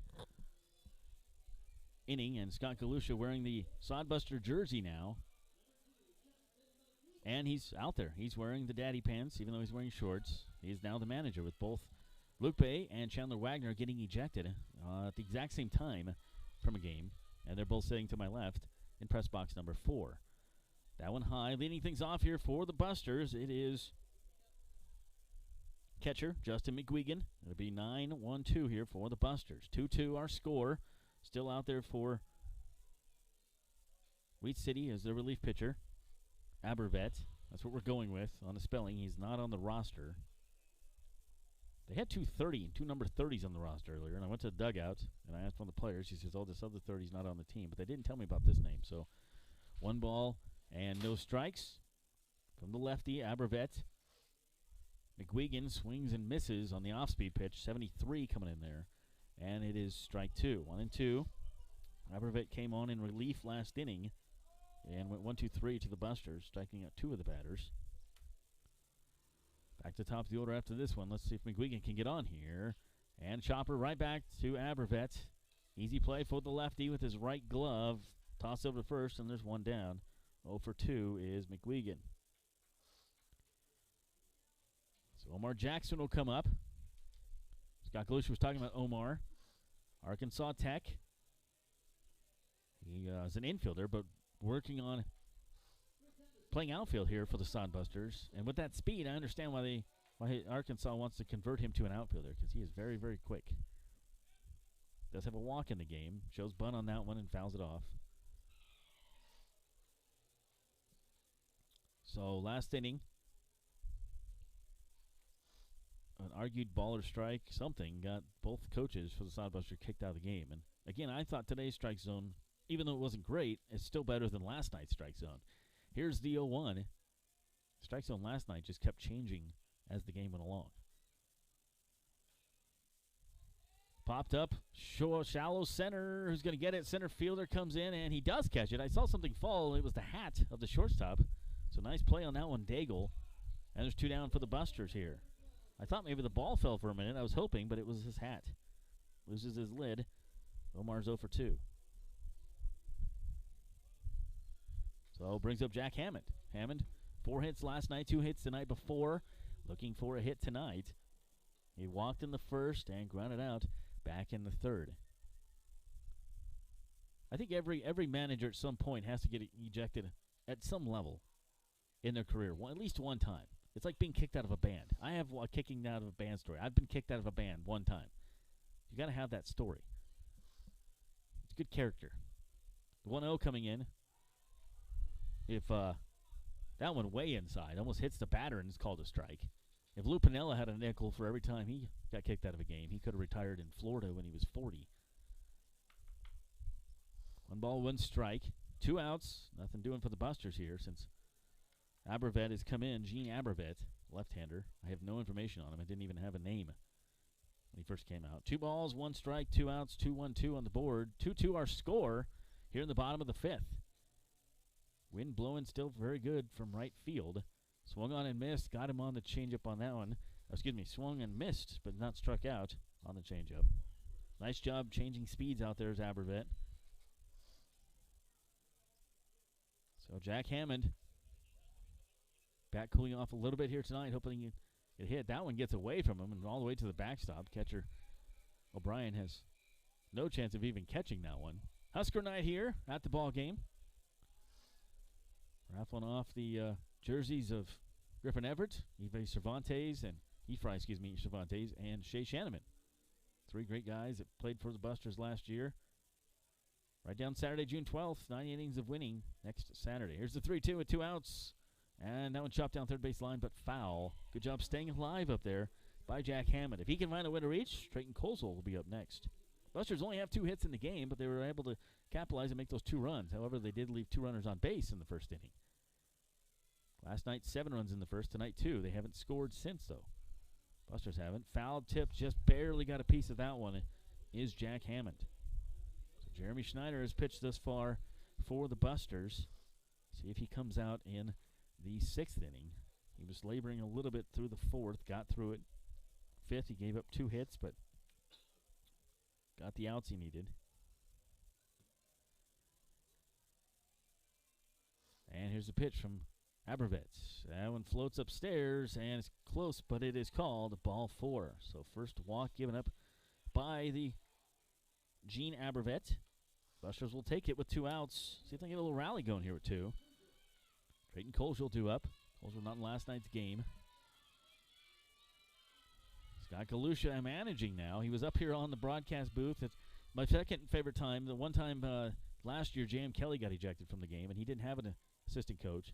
And Scott was over at the concession stand. A little kid ran over and told him, hey, the manager's been kicked out of the game. So Scott had to quick throw on a jersey and get down to the dugout. So this story, not quite as good as that one, but still interesting nonetheless. Colesville lefty versus lefty. Running on first is Hammond. Short lead. 1-0 coming up here. Inside out swing. Trying to smack it the other way. It's a good idea, but it goes foul. 1 ball, 1 strike. Colesville has 1 of 2 hits for the Busters. Got it back in the first inning on a single to left field, similar to that last swing he just did. It was about safe by about, or right down the line by about 3 inches. Trying to do that again here, and just can't catch up with that curveball. He's got a nasty curveball, Abervet, and the Busters having a hard time with the off-speed stuff. Down 1-2 here on the count.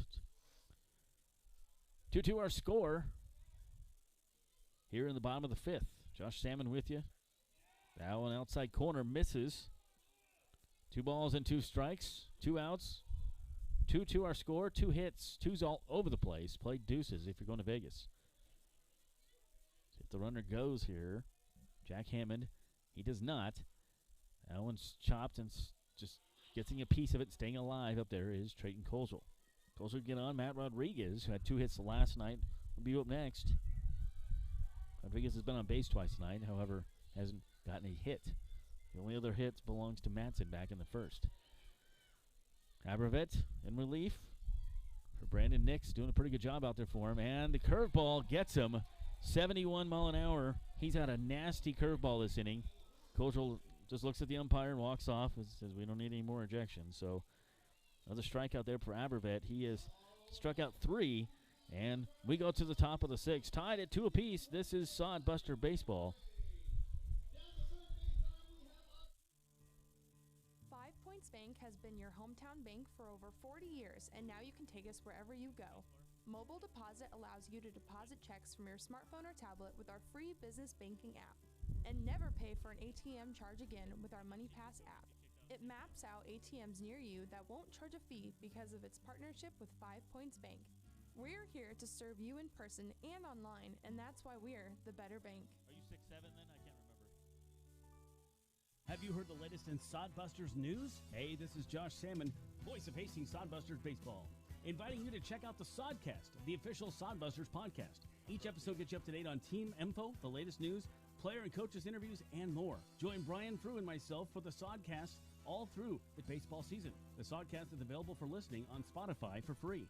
Hastings Sodbusters Baseball Inside Duncan Field with me, Josh Salmon, and co-owner Brian Frew. The Sodcast. Listen today. Welcome back, Duncan Field. And we have a pitching change. Jeremy Schneider, his look-alike, his built-alike. We were same initials, almost the same name. Jake Schroeder's out there. So both guys 6'5", similar build.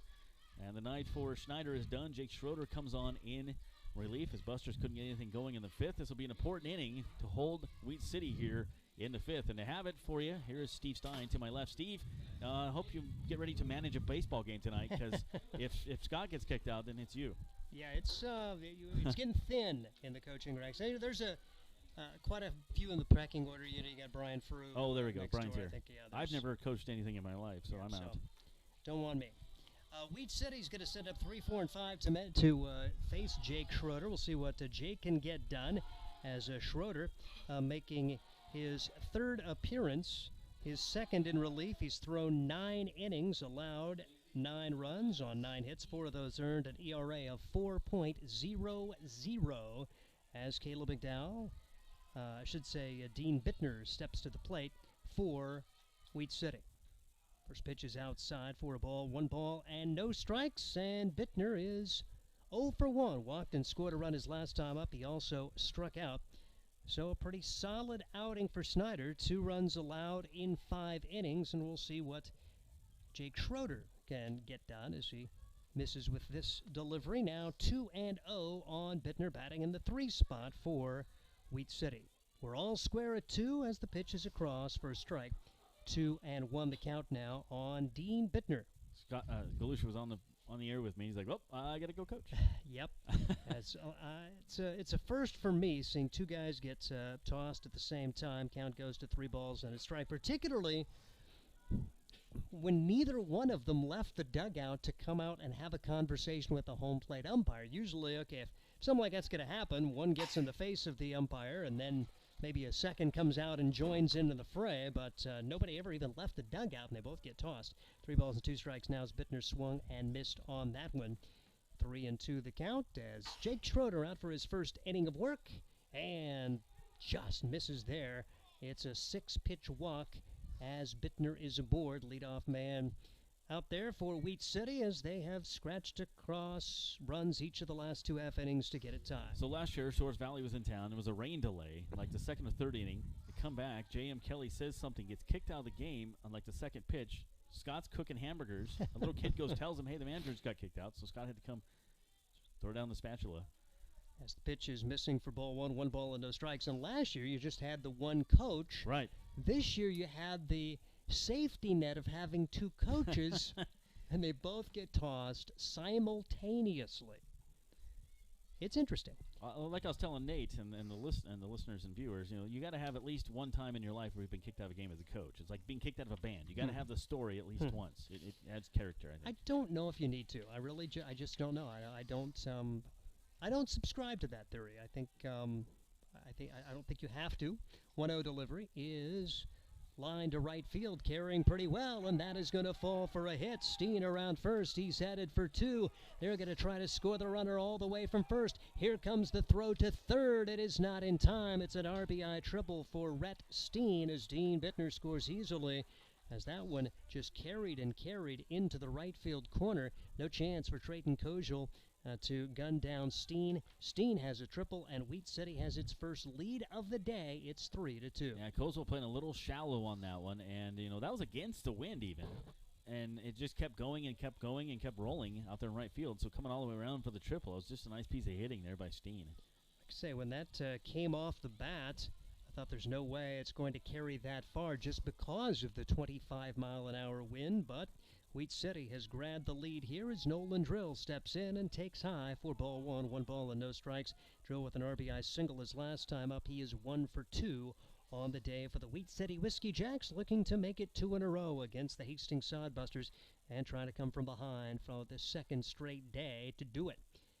Curveball is across for a strike, 1-1 the count on Nolan Drill. So a little epilogue to my Soares Valley story. J.M. Kelly gets kicked out. At the time, before the rain delay, Griffin Everett was standing on second base, so Cole Evans comes up and hits a home run right after the rain delay. And that doesn't happen very often. No. It was about 371 feet to left field. It was out of here by about 1 foot. 2-1 the count now on Nolan Drill on a borderline pitch that did not go the way For Rhett Steen, his first triple of the year, the 6th triple of the season for the Wheat City Whiskey Jacks, 3-1 the count now. Sodbusters, we've made much of the struggles offensively for this Sodbuster team, hitting .213 coming into today. They do not have a triple or a home run this year.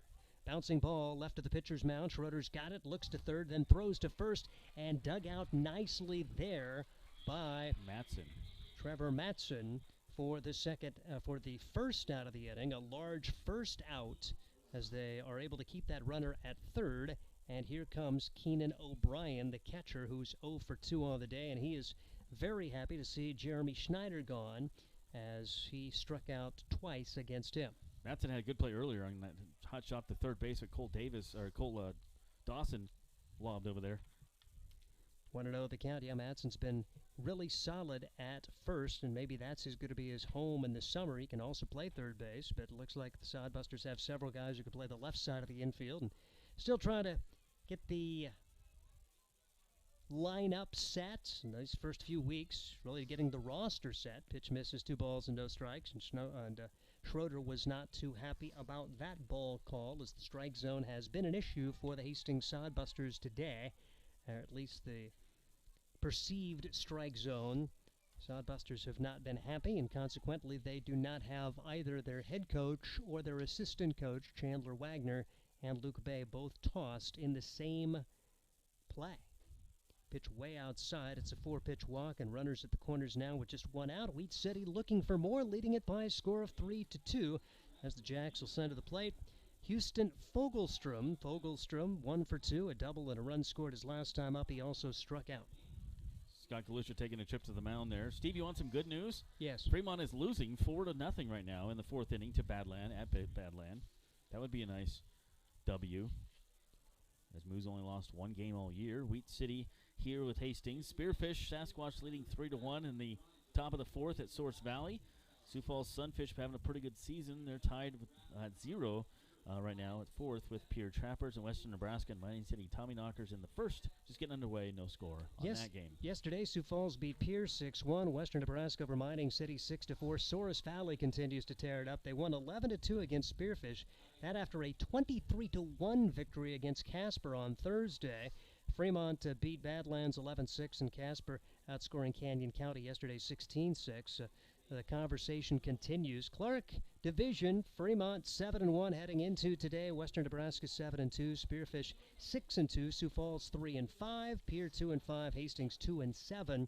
And in the Lewis Division, Source Valley, I mentioned their hitting prowess, 7-2 on the year, with Mining City 5-2, Wheat City 5-4, Badlands and Casper both 2-7, Canyon County 1-6. Those are the standings heading into today.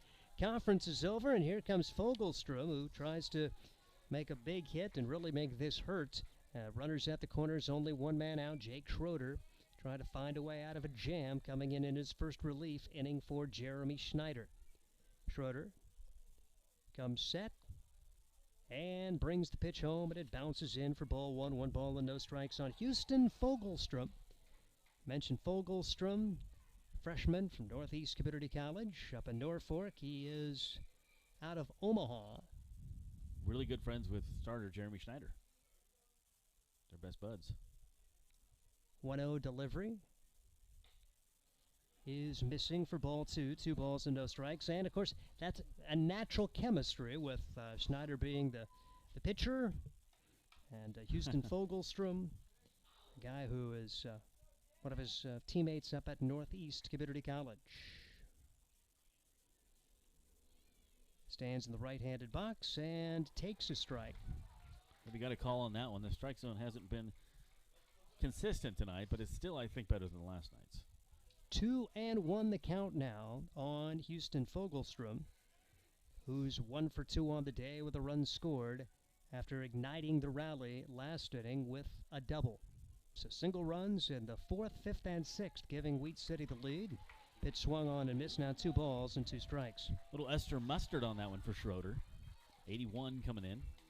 2 teams near the bottom of the Expedition League in hitting. Wheat City actually raised its batting average yesterday to .239, up 5 points. Hastings, their batting average really low this season as a team, batting .213, 11th in the league. They actually raised it by 10 points yesterday, putting up 9 runs, but could not get the win, losing 10-9. The pitch misses.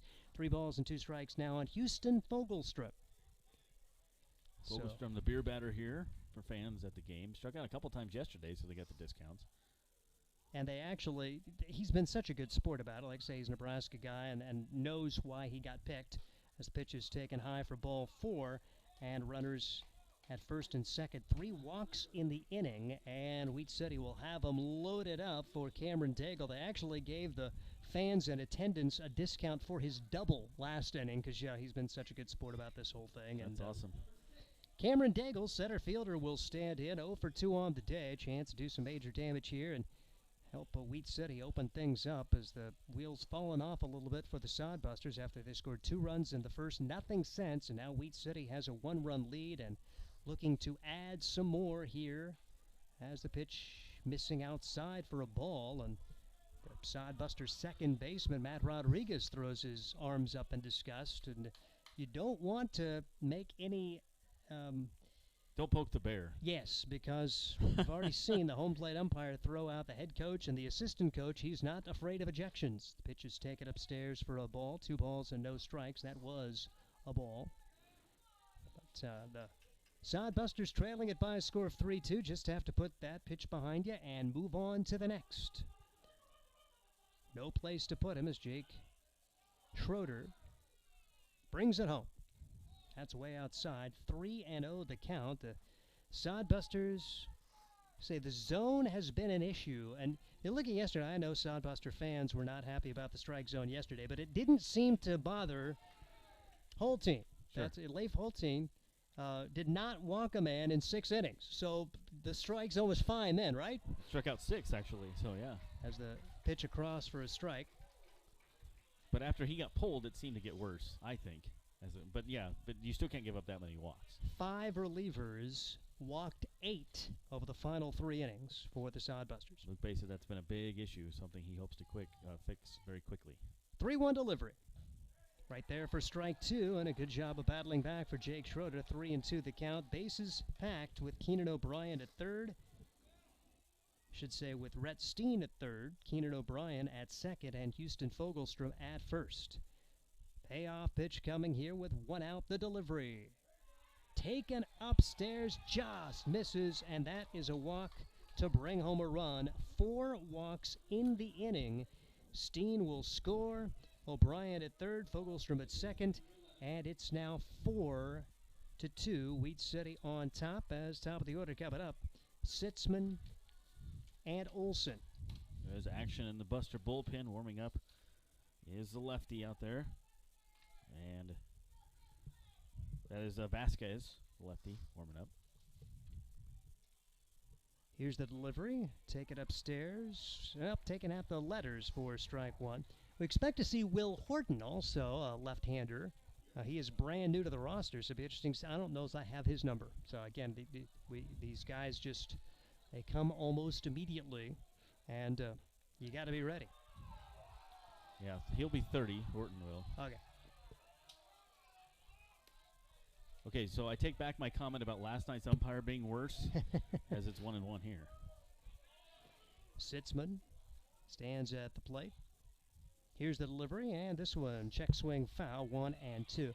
Now, Will Horton actually is on the roster. I know they said he was just added, but he was actually already on it, and hope to see him. He just arrived. He's out of Fort Worth, Texas, and Arkansas Tech, a squad which made an NCAA Division II regional.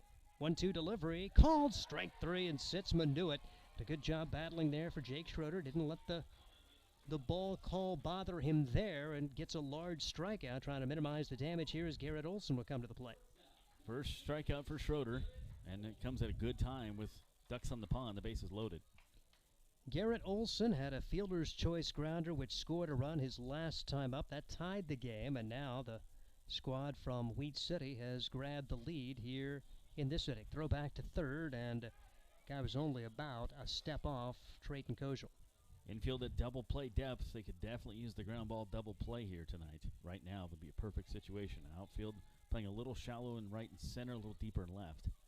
So Garrett Olson stands at the plate. The 1-0 delivery is missing in the dirt. It gets by McGuigan, but he's able to chase it down, and no chance for advancement. The bases will remain loaded as the count goes to 2 balls and no strikes on Garrett Olson. O'Brien really was quarter of the way down the line. If they would have threw it back to third, they might have had him because he turned his back and ran back to third base, and Dawson was there, and pitcher was covering home. He might have had him in a pickle there, but didn't happen.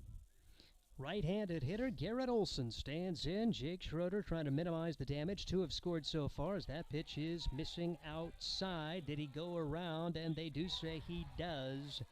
Offer at that one. 2-1 the count now on Garrett Olson as the 2 Hastings Sodbuster coaches now watching this from one of the press boxes to our left and still chatting at the umpires. 2-1 delivery right across for strike 2. 2-2 now on Olson. Big spot here, and it would be a really lift for this Sodbuster team if Schroeder survives this inning, giving up just 2. It's almost a victory the way Wheat City had it going with all of the walks. 2-2 delivery on the way. Off speed, swung on and missed.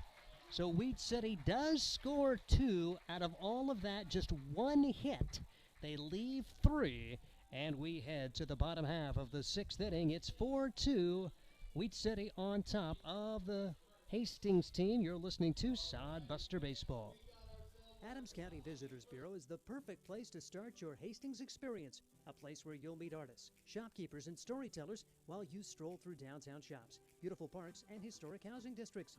Whether you're a traveler, meeting planner, or a new resident, the Adams County Visitors Bureau is excited to help you find what you're looking for, from places to eat, things to do and see, to places to stay.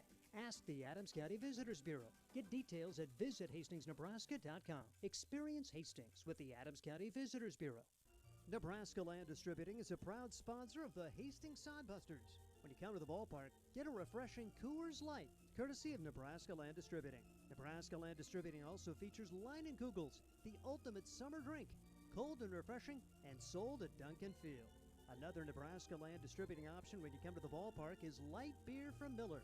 Everything you've always wanted in a beer and less. Nebraska Land Distributing, proud sponsor of the Beer Batter at all Hastings Sodbuster home games.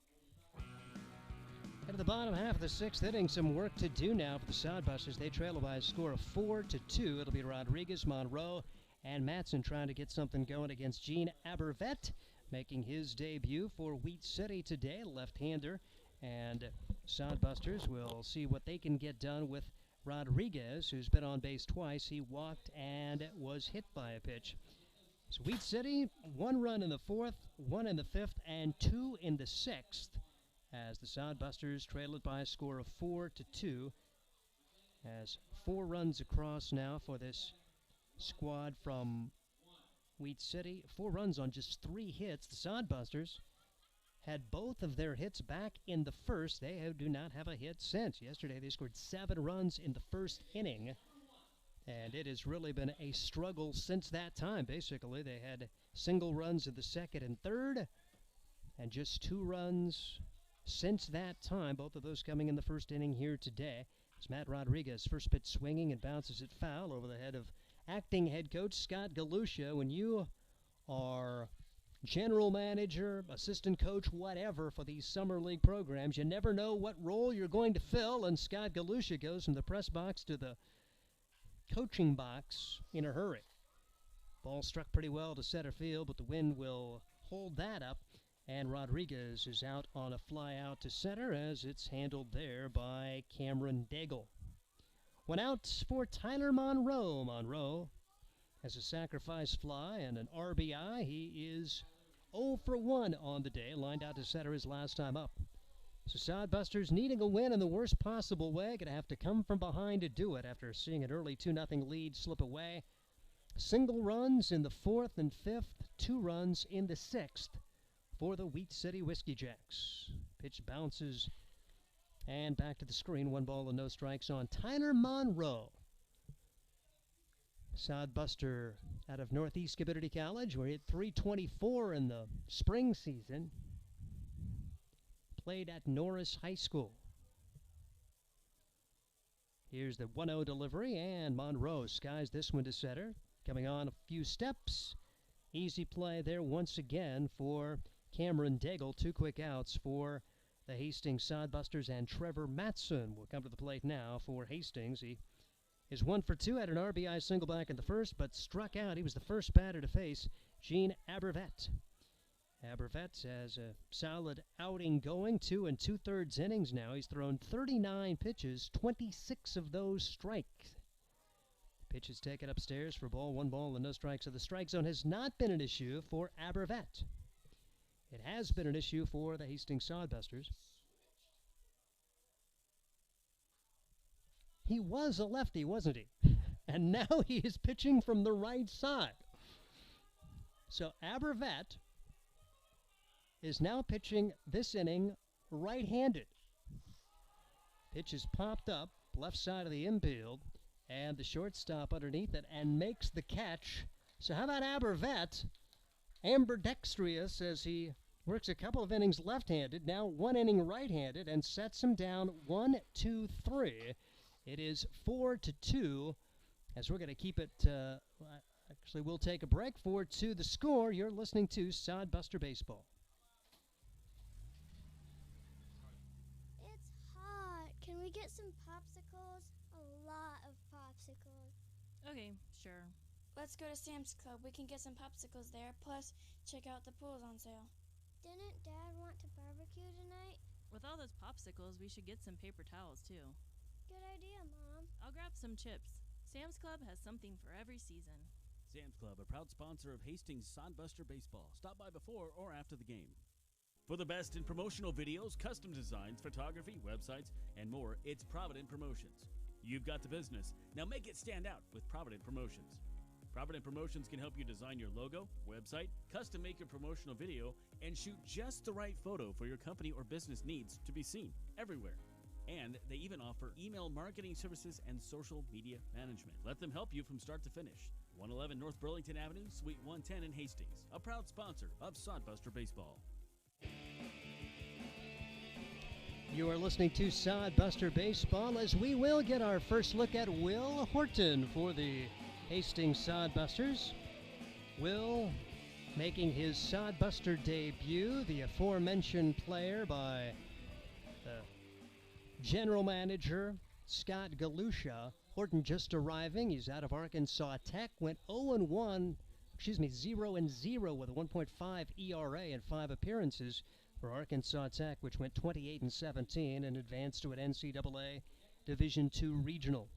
And he will be facing the 3, 4, and 5 hitters. And one of the interesting things happening today, Gene Abervet pitching right-handed that inning after he threw the first 2 innings left-handed. That's pretty impressive. That's pretty. I can't even pitch right-handed, and I'm right-handed. And he still threw strikes. You know, he had 1 walk in his 3 innings of work. Hard hit ball, but foul. No balls and 1 strike on Caleb McDowell. McDowell, designated hitter. He is 0 for 3 on the day. McDowell standing at the plate as Will Horton making his Sodbuster debut, working quickly, and this one is grounded to the right side and a base hit just over the glove of Matt Rodriguez. But McDowell aboard for the Wheat City Whiskey Jacks here in the top half of inning number 7, looking to add to a 4-2 lead.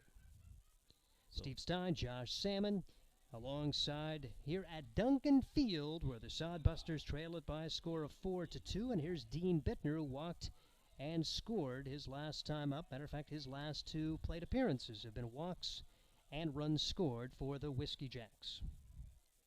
Horton brings the pitch home. Line drive back up the middle. Shortstop's got it. Steps on the bag for 1. Throw to first, not in time. Pretty well played there by the Hastings shortstop, though. Tyler Monroe kind of had to wait on it, and since he had to wait, Dean Bittner able to beat out the fielder's choice. And runner at first, 1 out, but they do get the lead run. Yeah, you almost got to charge that one a little bit, but then you'll be in front of the bag and not really have a throw, so he did what he could do with it. Rhett Steen, big hit of the ball game. RBI triple his last time up, and he would later score the 4th run of the ball game for the Wheat City Whiskey Jacks, who lead the Hastings Sodbusters by a score of 4-2. Interesting to see if Wheat City will turn that runner loose. Dean Bittner back up there, already has a stolen base. He leads his team with 5, but Horton looks like he had a pretty good move to first base. Brings the pitch home and puts it across for strike, no balls, and 1 strike on Rhett Steen. Steen, a ground out his first time up, walked in the 4th and tripled in the 6th. Now in the 7th inning, 4-2 the score. 4 hits for Wheat City, just 2 for the Sodbusters. There's a wild pitch. It gets by McGuigan, and Bittner will take second. Tough night at the office for Justin McGuigan behind the dish tonight.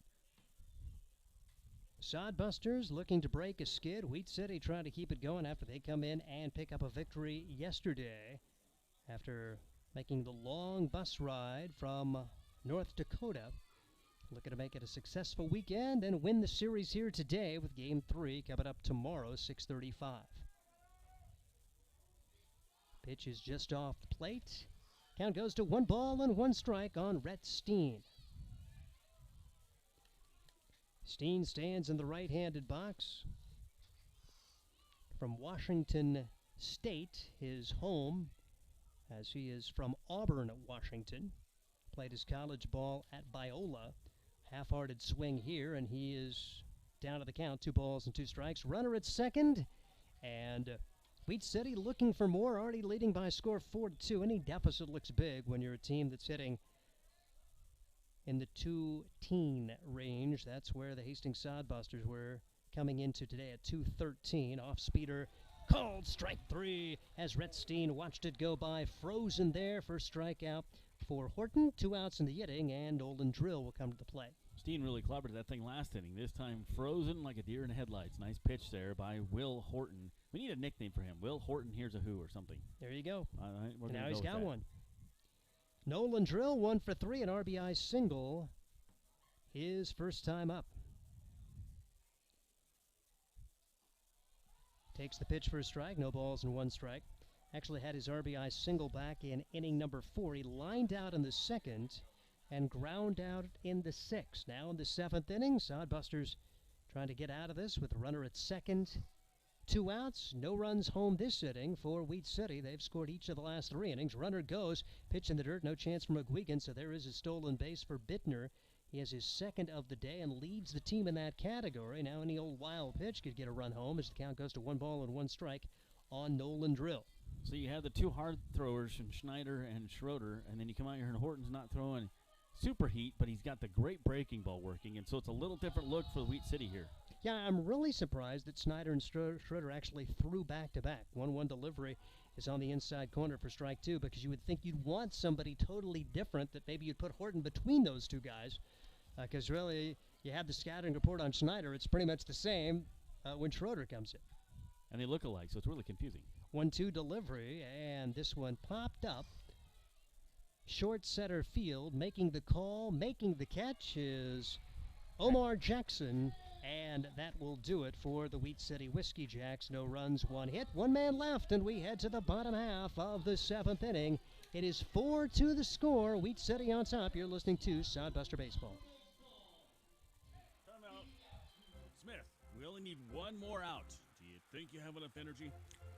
I'm exhausted, and it's hot out here. I'm thinking about enjoying that nice, cool air conditioning I have at home. Oh yeah, you've talked about Ruts Heating and AC, the #1 source for residential and commercial HVAC services in Nebraska for over 45 years. Yeah, now, I have enough for 1 more batter, Coach. Smith, go finish this thing so we can all go home and cool off. Visit rutsheatingandair.com.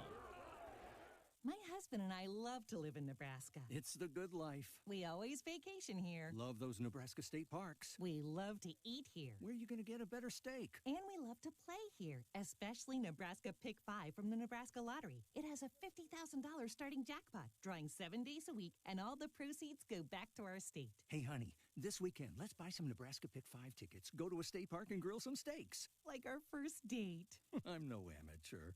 Top prize odds 1 in 501,000. New pitcher coming in for the Wheat City Whiskey Jacks, as we will see Will Lady, H-L-A-D-Y, and we're going to go with Lady until we can get verification on that. Will Lady, right-handed pitcher out of Valley City State. He is a Canadian, and he will have his first inning of work as Will Lady is going to be throwing his first inning now, and he'll face the bottom of the order, 7, 8, and 9. As Gene Abervet, solid 3 innings, 2 of them left-handed, 1 of them right-handed. Very impressive. And allowed only 1 base runner. Cole Dawson leads things off here for the Busters. As Dawson stands in the right-handed box, 0 for 2, a pop-up and a strikeout. His first 2 at-bats, and takes on the corner for strike 1. No balls and 1 strike on Dawson. Busters not only need hits, they need runs. They haven't even had a hit since the first inning. Did all their damage in the first. They've had a hit batsman, a couple walks since, and really not much to show for it. 0-1 delivery is down low for a ball. 1 ball and 1 strike on Cole Dawson. I'm sorry, go ahead. Sodbusters trail it by 2 here in the bottom of the 7th inning. This one line fair down the third base line. Rounding first is Dawson. He's shooting for 2. Here comes the throw, and Dawson will slide in safely. It's a leadoff double for the Hastings Sodbusters' 7th place hitter.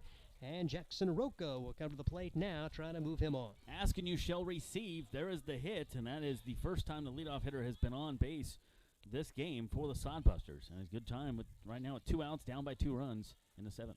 The 7, 8, and 9 hitters were a combined 0 for 6 coming into this frame, so we'll see what they can get done. Jackson Roca 0 for 2 on the day. Of course, the Sodbusters as a whole haven't done much, just 2 hits before this inning, those coming back in the first. So no hits since the first, and the first pitch is outside for ball 1 on Jackson Roca. A ground out to the shortstop, a pop-up to the first baseman in his first 2 plate appearances. And Will Lady is on the hill, right-hander for Wheat City. Pitch is taken on the inside corner for a strike. 1 ball and 1 strike on the left fielder for the Hastings Sodbusters. Just arriving a day ago and in the lineup. 1-1 deliveries in the dirt. It bounces away, and on to third goes Cole Dawson. So runner at third, less than 2 outs. Great chance to get him home. Sodbusters trail by 2 at 4-2. 2-1 the count now on Jackson Roca. Yeah, and Dawson's very speedy, so if there's another pass ball or something like that at the plate, wild pitch, very good chance he could score. Jackson Roca played for Yakima Community College. Bouncing ball right side. That'll score the run. Second baseman's got it. Roca is out. As well played by Wheat City Whiskey Jacks' Ethan Sitzman. But Cole Dawson comes in to score the 3rd run of the game. It's 4-3. Now the Sodbusters trail it with Justin McGuigan trying to reignite the rally. It's not the burgers I'm smelling in the air. It's the comeback here, Steve, hopefully. Sodbusters need to find a way to break a skid. Still early in the year, but man, with everybody else seemingly at the top of that division playing well, you're losing ground in a hurry as the pitch bunted at, and McGuigan did offer at it. No balls and 1 strike on Justin McGuigan for the Sodbusters. Well, last we looked, Badlands Big Six were beating Fremont 4-0. Now they're losing 7-4. So Fremont's come to score the last 7? 7 runs in a row they've scored unanswered. They're pretty good. 4th inning. Yep. And the Sodbusters going to be facing Fremont a couple of more times in the coming week. 22 meetings against the Moo this year. No balls and 2 strikes to count on McGuigan now as run home. Base is empty. 1 out. McGuigan calls time and will be granted it. Slightly built, right-handed hitter. No balls, 2 strikes, 1 out for the Hastings Sodbusters as they are on the short end of a 4-3 score. And that pitch misses for a ball. Count 1 ball and 2 strikes. First inning of work for Will Lady. Castor leading 9-0 in the bottom of the first on Canyon County Spuds. That's a pretty good go. Sodbusters scored 7 in the first yesterday of their game, but couldn't make it stick as the pitch misses for ball 2. 2 balls, 2 strikes. Keenan O'Brien trying to keep that in front, could not get it done. 4-3 the score. 4 runs, 4 hits for the Jacks. 3 runs, 3 hits for the Busters. Offense has been pretty hard to come by in this game. Pitches taken upstairs, now 3-2. Sodbusters trying to get their number 9 hitter aboard with the top of the order coming up, Jackson and Hammond. 3-2 delivery on the way from Lady. Cold strike 3. And McGuigan had no doubt as he turns and goes back to the dugout. First strikeout for Lady, and to the top of the order, Omar Jackson. Jackson reached via a walk in the second, but was caught stealing. He is 0 for 2 on the day with a line out to center and a fly out to center. Jackson batted in the 9 spot today, playing in his second game for the Hastings Sodbusters. Great to have Omar Jackson of their Arkansas Tech product. Out of Mansfield, Texas, takes takes strike one, no balls and 1 strike on Omar Jackson. Busters have only struck out 4 times tonight, not that bad, and those all coming from the relievers. 0-1 delivery on the way. Jackson lofts this one high in the air, straight away left field, and coming on, making the play, will be Nolan Drill. So the Sodbusters do settle for 1 run on 1 hit, and they leave the bases empty. 7 are in the books here. It's Wheat City 4 and Hastings 3. Josh Salmon will take you home in the 8th and 9th. You're listening to Sodbuster Baseball. You know Graham Tire for their quality tires and service, but did you know that they do brakes, batteries, and oil changes, and even shocks and struts? Graham Tire in Hastings has the quality products and great service you have come to expect from the Graham name. Rick and his crew will get you fixed up and right back on the road safely. And you can trust that the job was done right. That's peace of mind. Graham Tire in Hastings, West 2nd Street, open 7:30 to 5:30, Monday through Friday. A proud sponsor of Sodbuster Baseball. Hey, you. Your ad here.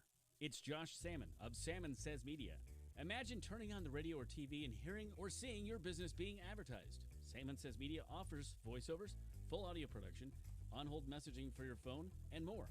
Nearly 2 decades of experience. Salmon Says Media also offers radio imaging and podcast production. See us on Facebook. Salmon Says Media, the official media partner of the Hastings Sodbusters.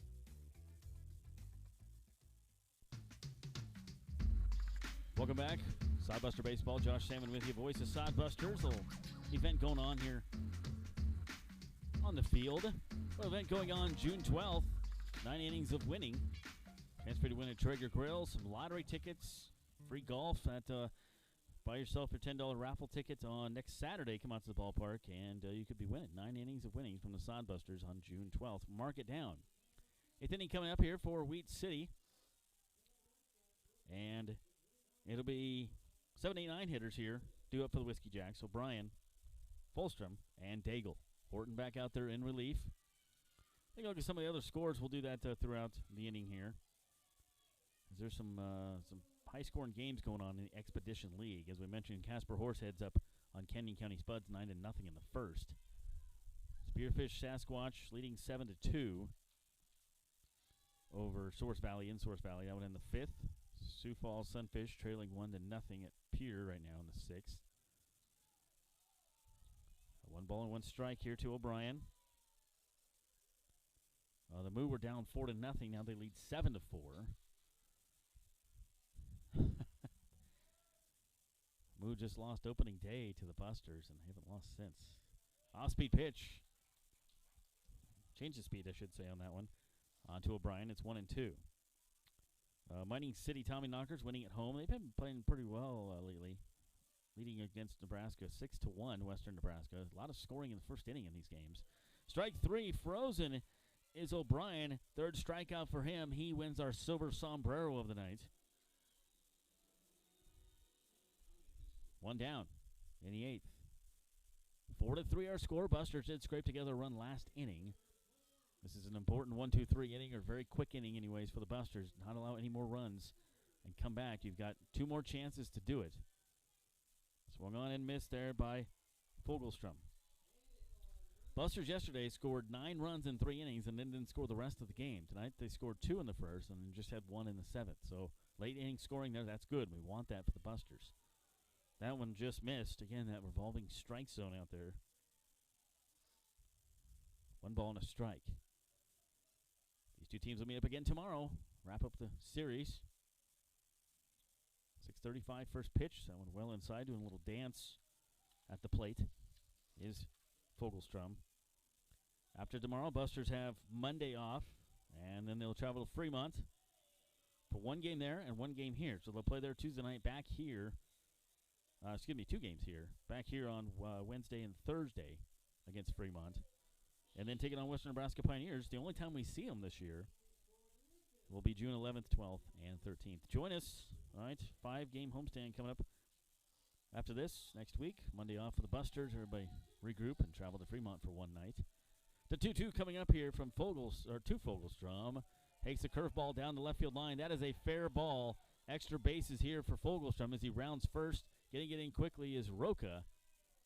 We've seen a couple hits that way tonight, and that one is a double. Another extra base hit for Wheat City. So they had the double. That's the second double of the night for Fogelstrom. He had one back in the 5th.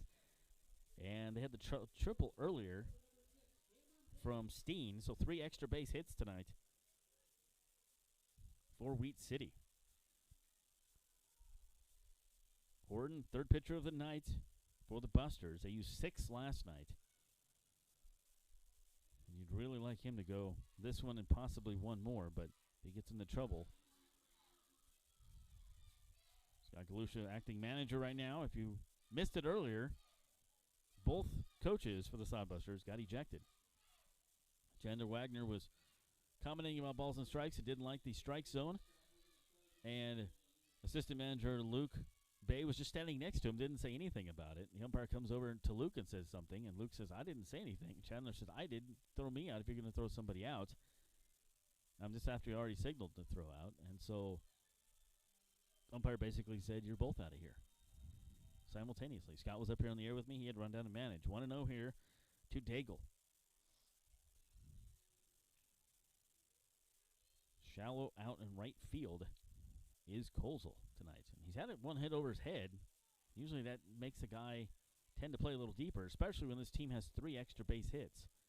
I think I'd be playing a couple more steps back in right field. You'd rather run in than back. 2-0 here to Cameron Daigle. This umpire is going to need escorted out of here tonight. Not making any friends. There will be no Christmas cards coming to this umpire's house this year, addressed from Hastings, Nebraska. Here's the 2-0 from Horton. Bounced straight back on the fastball. 82 miles an hour on the cheese. 2-1. So Brian led off the inning. He struck out looking. Fogelstrom doubled. He stands on second base. 1 down. 4-3 our score here in the 8th. Top of the 8th. Wheat City leads. They had 1 in the 4th, 1 in the 5th, 2 in the 6th. 5 hits. No errors in the game for either team. That's a good thing. Curveball gets away from Horton. He had a wicked curveball last inning. We haven't seen that pitch this inning. He's trying to get there, but this one isn't there. Horton joins the team tonight. Artie right into the fire. Last inning.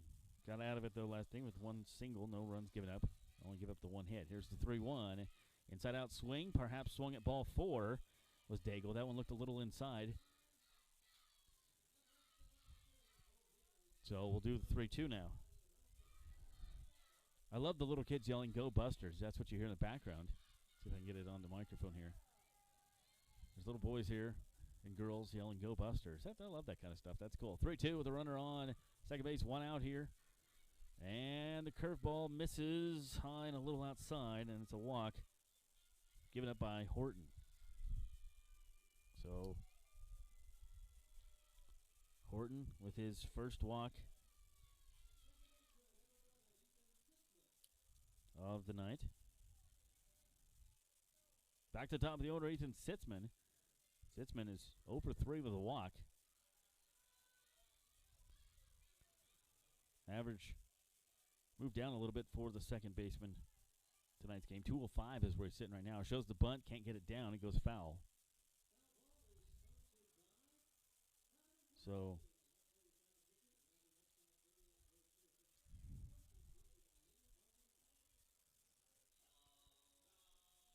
Wheat City Whiskey Jacks back again tomorrow.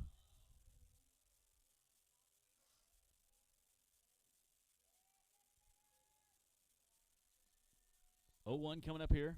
2 Sitzman. 1 out, 4-3 our score. Showing bunt again, bunts it into his own dugout. 0-2 now on Sitzman. Probably not going to bunt here.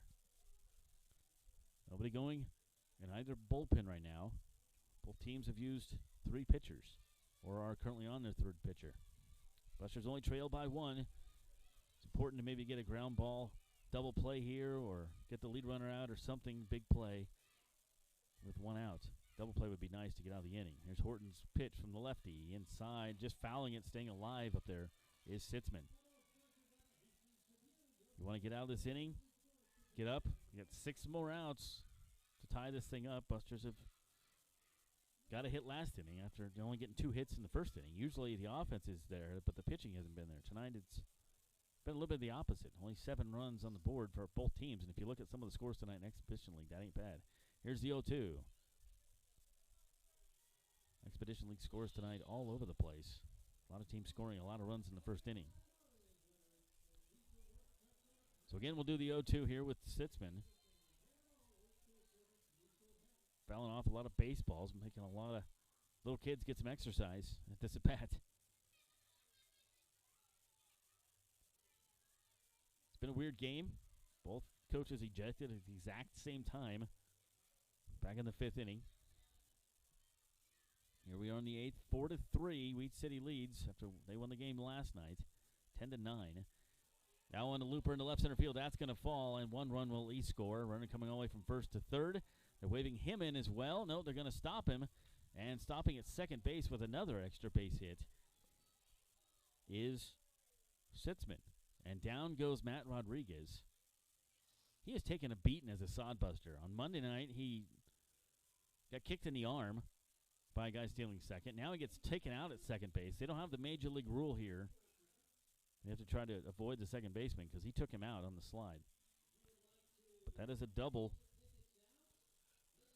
by Sitzman. 4th base hit of the night. Fourth extra base hit by Wheat City. Another run in. 2 hits this inning by Horton, given up by Horton. And it's 5-3 now, Wheat City. Now you got to be careful not let this thing get out of hand here in the 7th. Rodriguez shaking it off. Scott Galucci come out to check on him. He's like, I'm all right. The runners on second and 3rd. There's only 1 out here in the inning.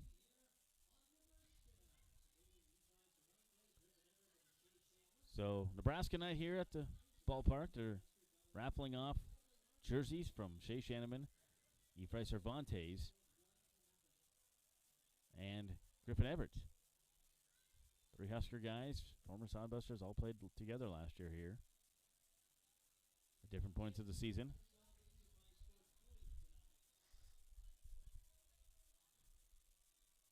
(5-3) our score, top of the 8th. Horton out there, still no action in the bullpen right now. There is somebody running down there, though, to get warmed up. Just the 1 out. Olson comes up. He was a tough out last night. 1 of 3 tonight. Also had a walk. 2 runs in this inning. 1 run in this inning for Wheat City. 2 runs ahead, 5-3. Josh Salmon with you, voice of Sodbuster Baseball. Steve Stein tonight. And tech guy Nate Miller to our right. If you're watching on the YouTube feed or on Mixlr, thank you very much. Strike 1 in there to Olson. Ball and a strike to Olson.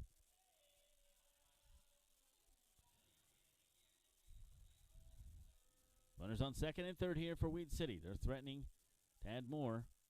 4 extra base hits for them tonight. 3 doubles and a triple. That one floats upstairs. He just can't find the breaking ball he had last inning. He had a great curveball last inning. Not getting that this inning. Count is 2-1 to Olson, the shortstop for Wheat City. Very good hands for a shortstop over there. He's made some good plays tonight. Last night we saw as well. Now in questionable, and of course the question is a ball. Varying strike zone tonight from umpire behind the plate. Haven't had great home plate umpires in this series. I'm telling you that right now. Here's the 3-1. That one's upstairs. Now that's a ball to me. The pitch before was more of a strike than that one. 3-2. 3 balls, 2 strikes, 1 out. Horton desperately needs a strikeout, so the Busters, only 1 out here. Lefty versus righty. The lefty Horton delivers. Swung on and missed. Got him. There's that breaking ball. 67 miles an hour. He points at McGuigan and says, "You the man." That's the nice one that just rolls right off the table. That's the one I was looking for, and there it is. Another strikeout. 2 down here for Wheat City and for Horton. Second strikeout since entering the game last inning for Horton. Caleb McDowell comes up. 1 of 4 tonight. Singled back in the 7th. Otherwise popped out, struck out, and grounded out. 2 runners on base. 1 run in this inning. 5-3 Wheat City. Curveball doesn't break that time. 64 miles an hour.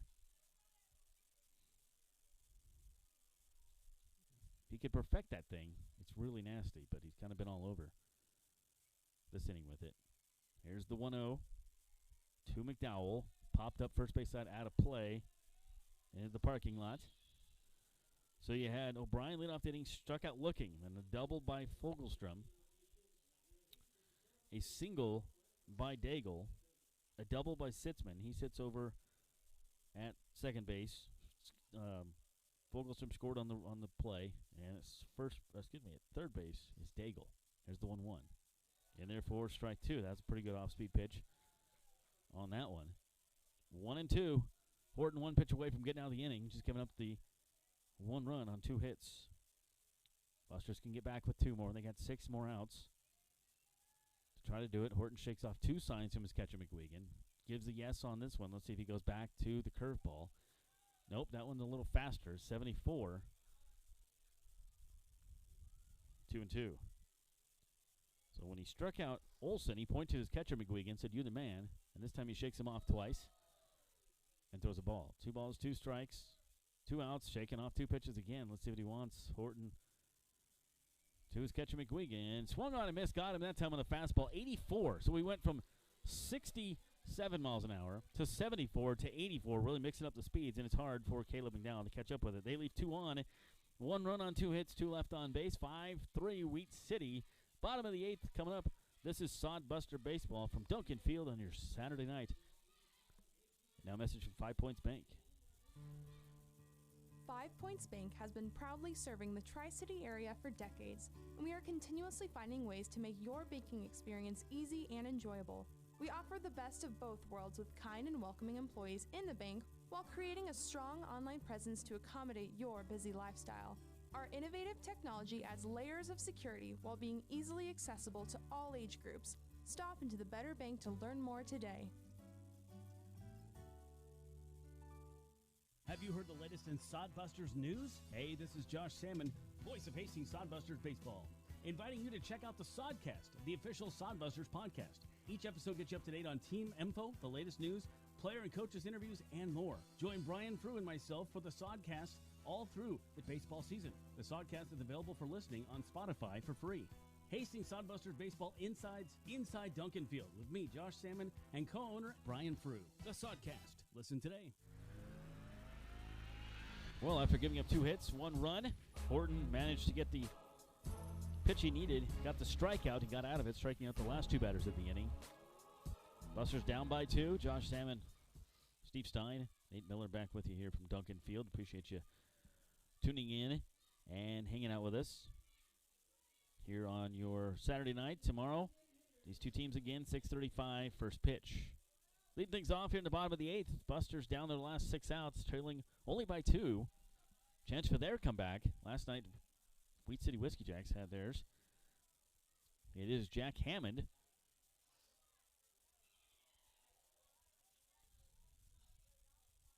Hammond comes up looking for his first hit of the night. He had 4 hits last night, but he's walked twice tonight and grounded out. He's 0 for 1. That one fouled off on the third base side. I love the little kids here yelling, "Go Sodbusters, go Busters, go Busters" tonight. That's awesome. It gives a good morale to the kids in the dugout. You have a 5-game losing streak going on, and you still got the fans cheering for you. 1 ball, 1 strike to Hammond. That one fouled off third base side. 1 ball and 2 strikes. Will Lady back out there for Wheat City. No action in their bullpen. There is some action. Manny Herrera warming up for the Busters. We'll see if we see him in the 9th. 1-2. That one way upstairs. That'll be up in the attic using that terminology, on Hammond. So 2-2 here. Busters only 3 hits tonight. One from Colesville in the first, one from Matson in the first, and one from a double from Dawson in the 7th. They were able to turn into 3 runs, though. Got him on that one. Swung and missed. 74 miles an hour. Changes speeds. A pretty good pitch there from Lady. 1 down. So Will Lady with the strikeout. And that's his 2nd of the night. Brennan Nick started the game with 3 innings. Abervet, 3 innings. Lady on his 2nd inning. You hear the kids yelling, "Go Busters." Sodbusters, they're yelling it. I love it. That's awesome. 1 ball, no strikes here to Trayton Colesville. He's due. He's got a hit in the first. Down the first base line. That's a fair ball past the first baseman. That's going to be an extra bases for Trayton Colesville. And a double there for Trayton Colesville right down the line past the first baseman. Oh, baby, I love it. Let's get it going. Let's get it going. Double there for Trayton. He's got 2 hits tonight. Batting in the 3-hole. Only 4th hit of the game for the Busters. 1 out here.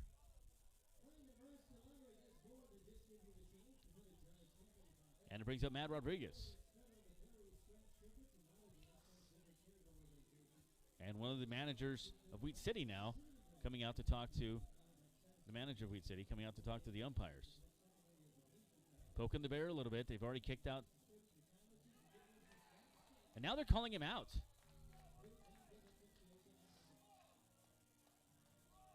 Are they saying that he ran on the baseline? He didn't touch the... I'm not sure on the call there.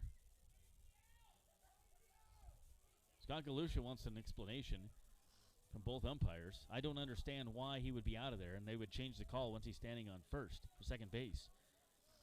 Umpiring tonight has been anything less than professional, I will tell you. It was down the line. He tagged first. He didn't run out the baseline. You can do that when you're hitting a double. You can round the base wide. And the only thing I can think of is if the bat hit the catcher or something. Galusha explaining some of the rules, and Scott knows this game, knows this league very well. A play like that, something like that could really cost the team a game, especially a team with a 5-game losing streak. You finally get something going, and then an odd call could screw up your whole momentum. I've seen a lot of that in Major League Baseball where the umpires aren't held accountable for anything, ever. And you can't argue balls and strikes in Major League Baseball either. Major League Baseball umpires have complete immunity. You make it be as bad as they want and come to work the next day and never get penalized. They need to fix that in Major League Baseball. I say robo-umps. I'm fine with that. So I don't understand the call. Galusha goes back to the third base box, not happy. And I'm very sure that the umpiring crew will need some escorting out of here tonight. So, 2 down here. Brings up Matt Rodriguez. We'll see if we can find out what happened from Andy Chase, our stat guy.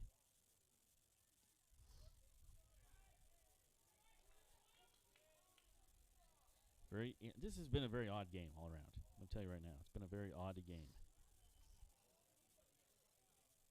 1-0 here to Rodriguez.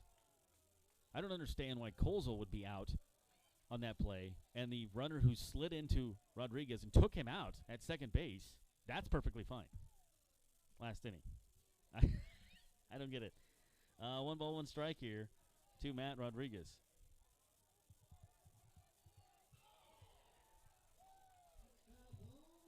1 ball, 2 strikes here by Rodriguez. 2 outs for the Busters. And I'm going to put to, how do you rule that with Colesville? Still have him as 1 hit. I'm just going to put 1 for 3 in this box because I don't know what happened there. I just texted Andy to find out. We can find out what's going on there from our stat guy, Andy Chase. 1 ball, 2 strikes, 2 outs. Here's the pitch. And that one misses from Lady. I don't even have an idea why he could be out at second base. I guess if they threw it to second to try to get him on the double and he's over, went over the bag and they held the ball to him or something like that, I guess. Swung on and missed on the off-speed pitch from Lady, and down go the Busters here in the 8th on a controversial call. So no runs, no hits, nobody left on base for the Busters. We go the 9th. Weed City Whiskey Jacks still lead 5-3. This is Sodbuster baseball.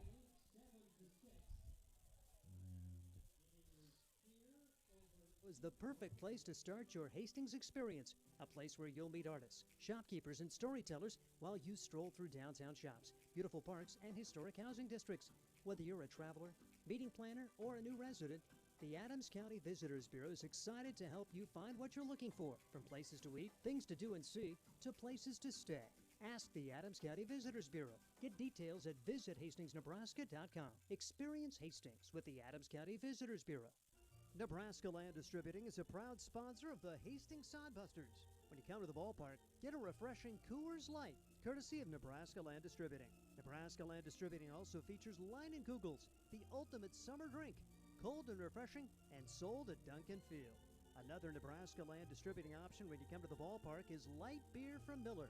Everything you've always wanted in a beer and less. Nebraska Land Distributing, proud sponsor of the Beer Batter at all Hastings Sodbuster home games. Welcome back to a very odd night at Duncan Field. Both managers get kicked out in the 5th game. There was looked like going to be a clear double, but then they called him out. So I don't know if he didn't touch first base by Colesville last inning, as Busters got a rally going, but that didn't happen. And so they still trail by 2. Top of the 9th, Will Horton still out there for the Busters in his 3rd inning of work. And he will see the 4, 5, 6 hitters here for Wheat City. First strike in there to Bittner.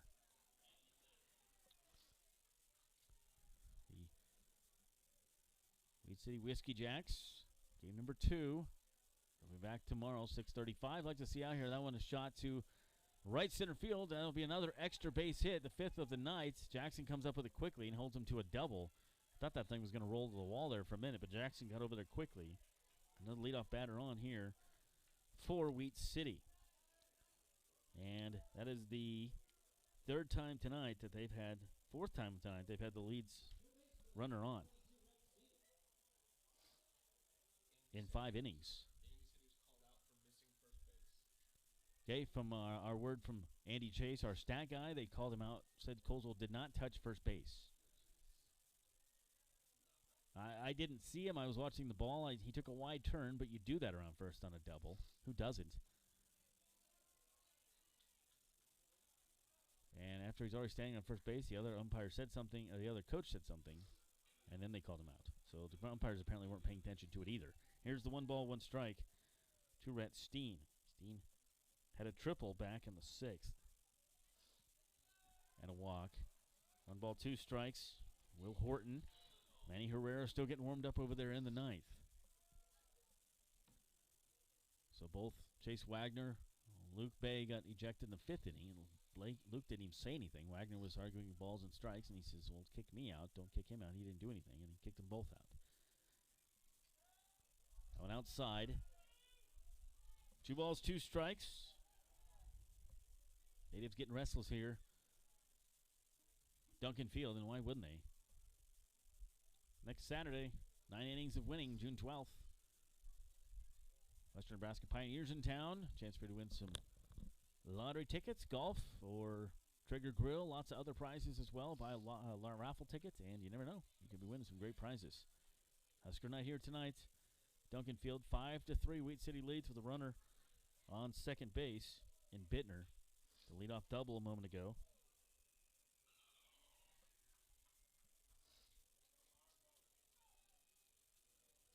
I have Wheat City down for 8 hits.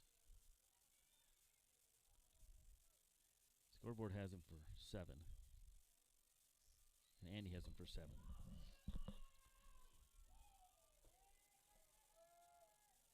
So,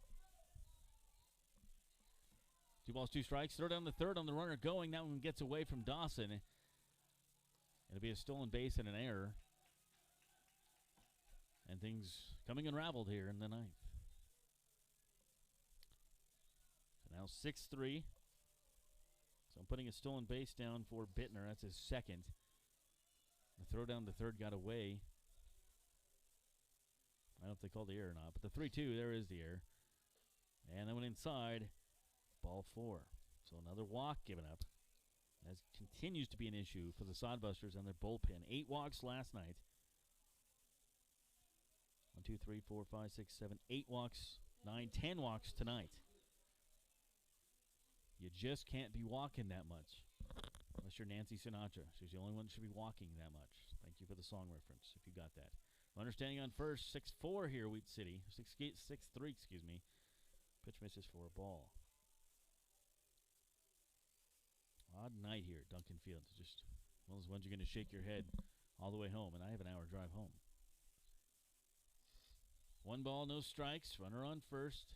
No outs. Will Horton throws over to first. Almost gets away from Matson. He trips over the runner, but gets it.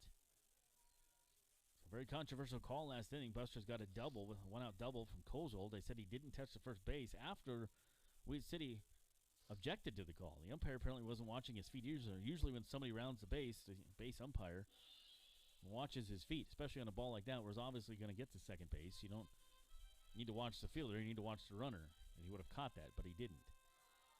They objected. They agreed to it. And that pretty much took the wind out of that inning. The 1-1 coming up here to Nolan Drill. Inside-out swing and foul ground. And not catchable ball. So we'll do the 1-2. Take a look at the scoreboard going around the Expedition League. Lots of high scoring all over the league tonight. Mining City Tommyknockers 9-2 leading at home against Western Nebraska. In the third, Pure Trappers up 3-0 on Sioux Falls at home in the 7th. Spearfish winning on the road at Source Valley in the 6th, 7-5. That one to right field, running in on it. That's going to be a base hit. Kozel making the throw in, but another hit, 2 hits, and a walk this inning for Wheat City. And you got to wonder how short the leash is on Will Horton. But after using 6 pitchers last night, you're already on your 3rd tonight. And Scott Galusha making the walk out to the bullpen. This is probably going to do it for Horton. And Horton has given up 4 hits, 2 walks, and 2 runs since entering the game. 6-3 our score. 2 runners on here. Other scores. Looks like Casper Horseheads are up 14-1 now in the 2nd on Canyon County Spuds. Fremont Move winning 7-6. Badlands were winning that game 4-0. And Fremont came back 7-4. Now Badlands battled back again 6-7. Boy, that would be a sweet victory. Go Badlands. I'd like to see Fremont lose another game. They've only lost 1. And we will have a pitching change. Manny Herrera enters the game. We'll take a break and come back. This is Sodbuster Baseball. We'll take a word from our sponsor out at Sam's Club. It's hot. Can we get some popsicles? A lot of popsicles. Okay, sure. Let's go to Sam's Club. We can get some popsicles there. Plus, check out the pools on sale. Didn't Dad want to barbecue tonight? With all those popsicles, we should get some paper towels, too. Good idea, Mom. I'll grab some chips. Sam's Club has something for every season. Sam's Club, a proud sponsor of Hastings Sodbuster Baseball. Stop by before or after the game. For the best in promotional videos, custom designs, photography, websites, and more, it's Provident Promotions. You've got the business. Now make it stand out with Provident Promotions. Provident Promotions can help you design your logo, website, custom make your promotional video, and shoot just the right photo for your company or business needs to be seen everywhere. And they even offer email marketing services and social media management. Let them help you from start to finish. 111 North Burlington Avenue, Suite 110 in Hastings. A proud sponsor of Sodbuster Baseball. Manny Herrera on in relief here in the 9th inning, 6-3. Busters have had trouble in the 9th inning as of late at home. Hopefully Manny can close the door on this inning, and the Busters can get the bats going next inning. He inherits 2 runners on. Those will be credited to Horton, whatever happens to him. bringing the heat, 85. That one's outside for Herrera. So Herrera, it's been a while since he's pitched for the Busters, especially at home. And Herrera wants a new sign from his catcher, McGuigan. 2 runners on, 1 run in, 2 hits, and a walk this inning. Showing bunt and doesn't. He gets away from the catcher, McGuigan. He has had a really, really tough night behind the dish tonight. Usually very sure hands, but he had to deal with some wild pitches and stuff tonight, so it's been tough for the catcher. Manny Herrera on his 4th appearance. Last pitched on June 3rd against the Moo. 2 balls, no strikes. Runners in scoring position at 2nd and 3rd. Still no outs. 6-3 Wheat City. That one hit deep to right field and slicing out of play as Colesville gives it a run over there. Something like that, you just hope that somebody can make a catch. You just need any kind of out, any way you can get an out in a game like this, especially in the 9th inning with no outs and 2 runners on and a run in already. 2 balls and a strike to O'Brien. Keenan O'Brien, the catcher, hits a second. Rodriguez smothers it. Only place he can go is to first. The run comes in, and it is now 7-3, Wheat City. RBI there for O'Brien. He'll gladly exchange the out for the RBI, even though he still doesn't have a hit tonight. Rodriguez thought about going to home, but he took his eyes off the ball for a minute. Best he could do was smother it and get O'Brien going to first. Otherwise, he might have had a throw. He was lined up pretty good on the grass turf infield. Brings up Fogelstrom. He's got 2 hits tonight, 2 doubles. Beer batter not being very nice here tonight to the fans. Striking out a couple times last night. He has been a good sport about the beer batter, though. 7-3. Wheat City leads in the top of the 9th. 2 in this inning. Still only 1 out. 8 hits, 7 runs for Wheat City. 4-run lead now. Manny Herrera's pitch. Deep to left. And underneath it is Roca in the lights. Nice catch. First night he's ever played in the outfield here. That one gets away from third baseman Dawson. Runner not able to advance as Dawson gets to it quickly. He's still getting used to that position over there. But that's a tough play in left field for Roca in these lights. You're not used to this field. You've never played out here before until today, and it was sunny when you started the game. Lost his hat in the process. Flew out. And now they're objecting to something else, Wheat City. Why wouldn't they? They're already up by 4, and every call's gone their way tonight.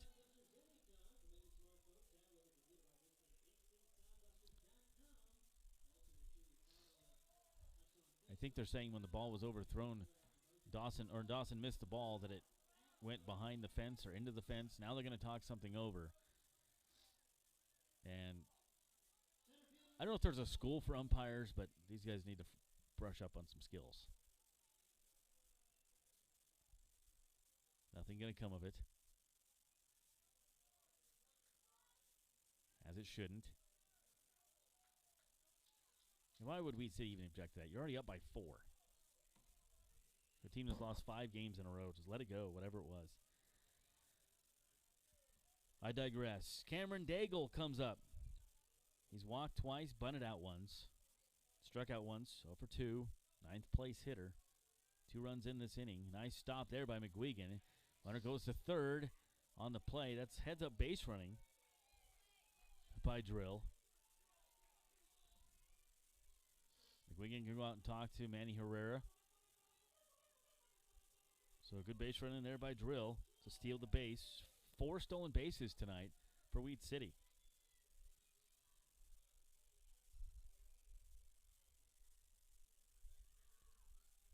Drill standing on third base. 2 outs. Manny just needs to get an out here and stop the bleeding. Busters will have to get some bats going. We'll have Monroe, Matson, and Dawson due up next inning. 2 hits between those 3 guys tonight. That one called a strike. Every time the umpire calls a strike, people cheer tonight. It makes me laugh. 1 ball, 1 strike, 2 outs. And that went outside. Ball 2. Manny Herrera, he brings the heat. So he goes back to the fastball here, and he is. That went outside, though. 84 with the heater. 3-1 now. Walks again have killed this team. 10 walks given up by Buster pitching tonight. You just can't continue to do that. 8 last night. That one in there for a strike. 3-2 now to Daigle. Payoff pitch coming up here from Manny Herrera.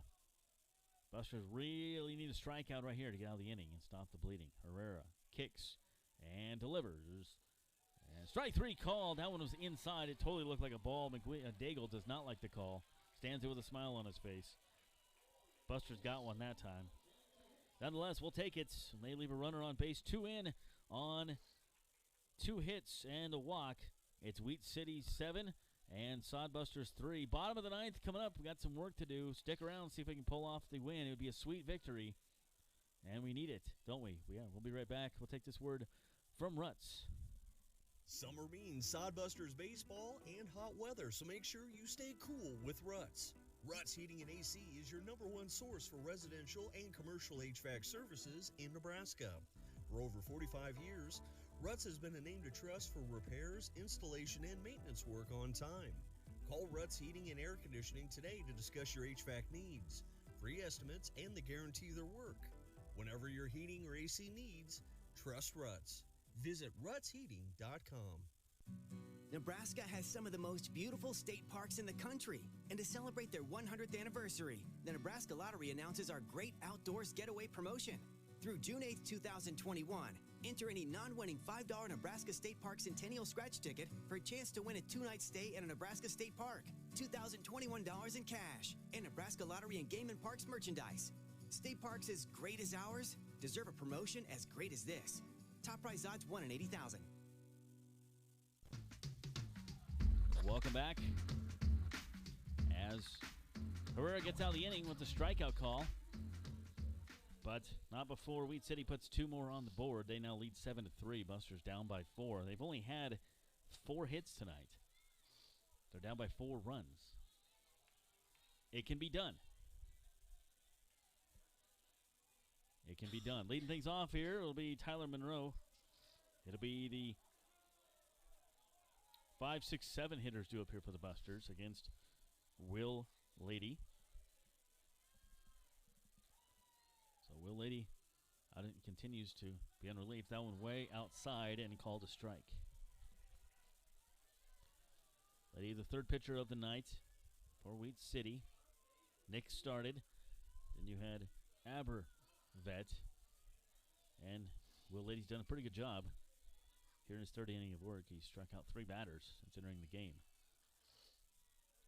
1-1 coming up here. Tyler Monroe, looper to left, right center field. We could really need that to fall, and it does. Leadoff hitter's on here for the Busters. Make sure you touch first base. He's standing on it, and I'm looking at it. There we go. After last inning. 5 hits for the Busters. Let's get something going here. A little rally. Trevor Matson due for a hit. He got one in the 1st, but let's get another one here. Let's just keep the line moving. I see no action right now in the bullpen at all for Wheat City. Pitch on the way. And there for a strike, 75 miles an hour. I'm going to give Will Liddy credit for mixing up his pitches.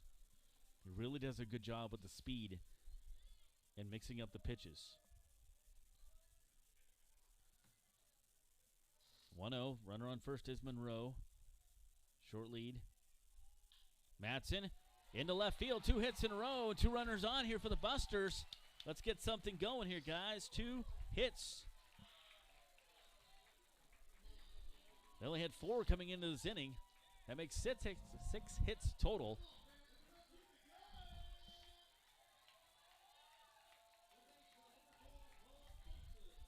So, brings up Cole Dawson. Had the double back in the 7th. You got Monroe with a single. He stands on second base. Trevor Matson with a single. He stands on first base. There is now action going in the bullpen. Very lightly tossing over there is a pitcher. for Wheat City. Bunt, lay down. Dawson has been awesome at bunting in the ninth. 3 times in the last 4 games we have seen him do that, and it has worked every time. People aren't getting the email about Cole Dawson in the ninth, apparently. And the pitching coach coming out here for Wheat City, going to talk some things over. 3 singles in a row now. The tying run walks to the plate. In Jackson Roca, this kid could really make his mark here in Hastings. His first night as a Sodbuster. I don't think they're going to take the pitcher out here, as they just got somebody throwing a little bit ago. This is just to buy some time. Scott Kalusha talking some things over there with Jackson Roca. So he had a single from Tyler Monroe, a single from Trevor Matson, a beautiful bunt single from Cole Dawson. He's done that 3 games in the last 4, 3 times, and has worked every single time. And I asked Coach about that a couple nights ago, and he says, no, against Fremont he did that. And he said, no, that was his call. That was Dawson's call. And he got on base, and then they ended up getting out of the inning on a ground ball, and it didn't come around to score. But let's hope a different outcome this time. So base coaching over at first base for the Sodbusters. I like when the players base coach. It's kind of like the old school day. Player over there. Jackson Roca's up. Chance to make his mark. First game as a Sodbuster. Doesn't have a hit yet tonight. But boy, this would be a good chance to get one. Jacob Shaw base coaching. Ball gets away from the catcher. Runners do not advance as it didn't go far enough. That was smart not sending them. That would have been a bad idea. If it went to the backstop, perhaps. Monroe on third. Matson on second. Dawson on first at the plate. Jackson Roca. Let's make your mark here, guy. Bases loaded, no outs. Busters down by 4, 7-3. 3 hits in a row this inning. They only had 4 coming into the inning. They've almost matched that. We need a good 9th inning rally. We haven't had one of those this season at home. 2-0 now. The count. 2 balls, no strikes. Will Ladies pitch in there for a strike. No objection from Roca. Bases loaded here, full of busters.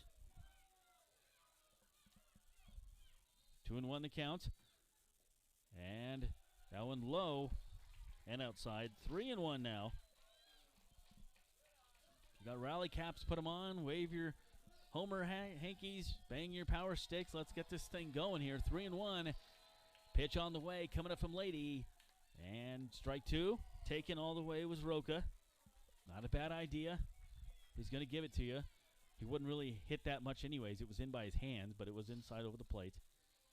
So nothing you could do with that one. Here's the 3-2. Base is loaded. Let's do a looper out into right center field. How about that? Strike 3 called on a questionable call, the way the umpiring has been tonight. And another strikeout for Will Lady. Still only 1 down, though. That's the 4th strikeout of the night for Lady in relief. Righty warming up there in the bullpen for Wheat City. And it brings up Justin McGuigan. He is due. He's 0 for 3. Struck out looking his last time up. Grounded out to the pitcher. Grounded out to shortstop. Strike 1 to McGuigan. Busters could really get something going here. At least put a few on the board. You scored 3 runs this game. 2 in the first and then 1 in the 7th. And that has been it so far for them. 7 hits. Left several guys on base, though. No balls, 1 strike. Busters really haven't been that much free swinging. 1 ball, 1 strike, 1 out. Down to third. They're going to throw to catcher to get to...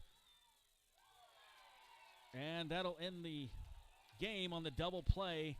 The old 6-2 to 3 double play.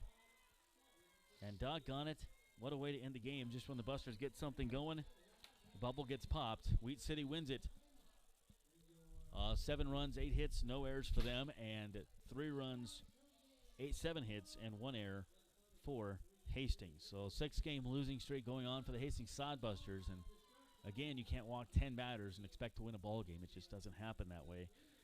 Wheat City Whiskey Jacks win this one 7-3. We'll take a look at some of the numbers here in a little bit as we get ready for our post-game show here from Duncan Field. Josh Salmon along with you. Let's go ahead and start that show. The commercials. Working mom, I don't have a lot of time for grocery shopping. That's why Sam's Club is so convenient. I can get the food my family loves, household supplies, and be on my way. My husband likes that they offer oil changes and tire services. Really saves him time. They have early hours for Plus Club members so I can beat the crowd on the weekend. Plus, Sam's Club offers free curbside pickup. Order online or in the app. Sam's Club, Grand Island. Sam's Club, a proud partner of Sodbuster Baseball.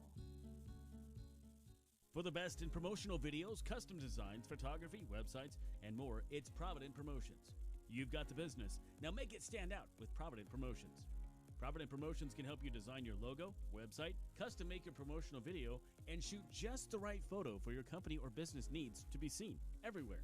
And they even offer email marketing services and social media management. Let them help you from start to finish. 111 North Burlington Avenue, Suite 110 in Hastings, a proud sponsor of Sodbuster Baseball. Welcome back to Duncan Field. Josh Salmon with you for Steve Stein and Nate Miller, joined by head coach Chandler Wagner.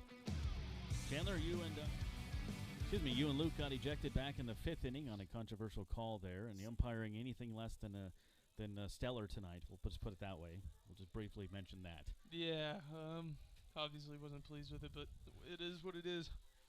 And so Scott Galusha took over, and the guys battled back. You know, it was nice to see the one run there in the 7th after last night not being able to score after the 3rd inning. But then Wheat City just getting those extra base hits. They had 5 extra base hits tonight, but the walks, once again, the walks have been killing us. 8 last night, 10 tonight, and you can't expect to walk that many guys and win a ball game. Yeah, exactly, and I don't know. I feel like we've made some major improvements with our offense, and I'm hoping the pitching starts to pick up as well, and I think our starters have been awesome, and I think our bullpen just needs to pick up the slack, and I think we'll be in a good place once that happens. Yeah, you got outfield looked a little different tonight, but I mean there was only one error, and that came in on third base on Dawson. Again, not used to third base, he's getting better over there. But after 4 errors last night, that is a highlight. However, a silver lining to the gray cloud of the 6-game losing streak, because the defense tonight was really good. Yeah, it was, and I talked to them about that after the game yesterday, and I felt like it was a lot better effort defensively today. So Wheat City, see him one more time tomorrow. Used a lot of pitchers, 6 last night. We used 3 tonight, however, and it was good to see. 4 tonight. It was good to see Horton out there for a little bit, just to kind of spread his wings a little bit in the league. He has a good curveball. When he can get it to fall, it looked good. And the guys, got a couple hits. I mean, 3 hits there in the 9th to get something going, but just couldn't capitalize on it. Yeah, it's kind of been the thing that's kept us back all season is we just don't have that big hit yet, and hopefully they're coming. Trying to get that clutch hit. And before you know it, we're going to see Fremont again, too. So we'd like to at least get a W in the column for tomorrow before the day off on Monday. Then you travel to Fremont on Tuesday, and then Fremont back here for 2 more Wednesday and Thursday. So we're going to go down and talk to you guys here in a little bit. What are you going to talk to them about? Just pretty much harp on our pitching and see if we can get them in the zone and get back to where I know these guys they can compete with the best of them and just trust their stuff and get back in the zone. I think once we do that, bats are coming around, like I said, so I think we'll be in a really good place when that happens. All right, Manager Chandler Wagner, I'll let you get down there to Coach. Thanks a lot. Thank you. Let's get down there to your team. We'll take a quick break and come back. Steve and I will look at some numbers and wrap up the postgame show here on Sodbuster Baseball. 5 Points Bank has been your hometown bank for over 40 years, and now you can take us wherever you go. Mobile Deposit allows you to deposit checks from your smartphone or tablet with our free business banking app.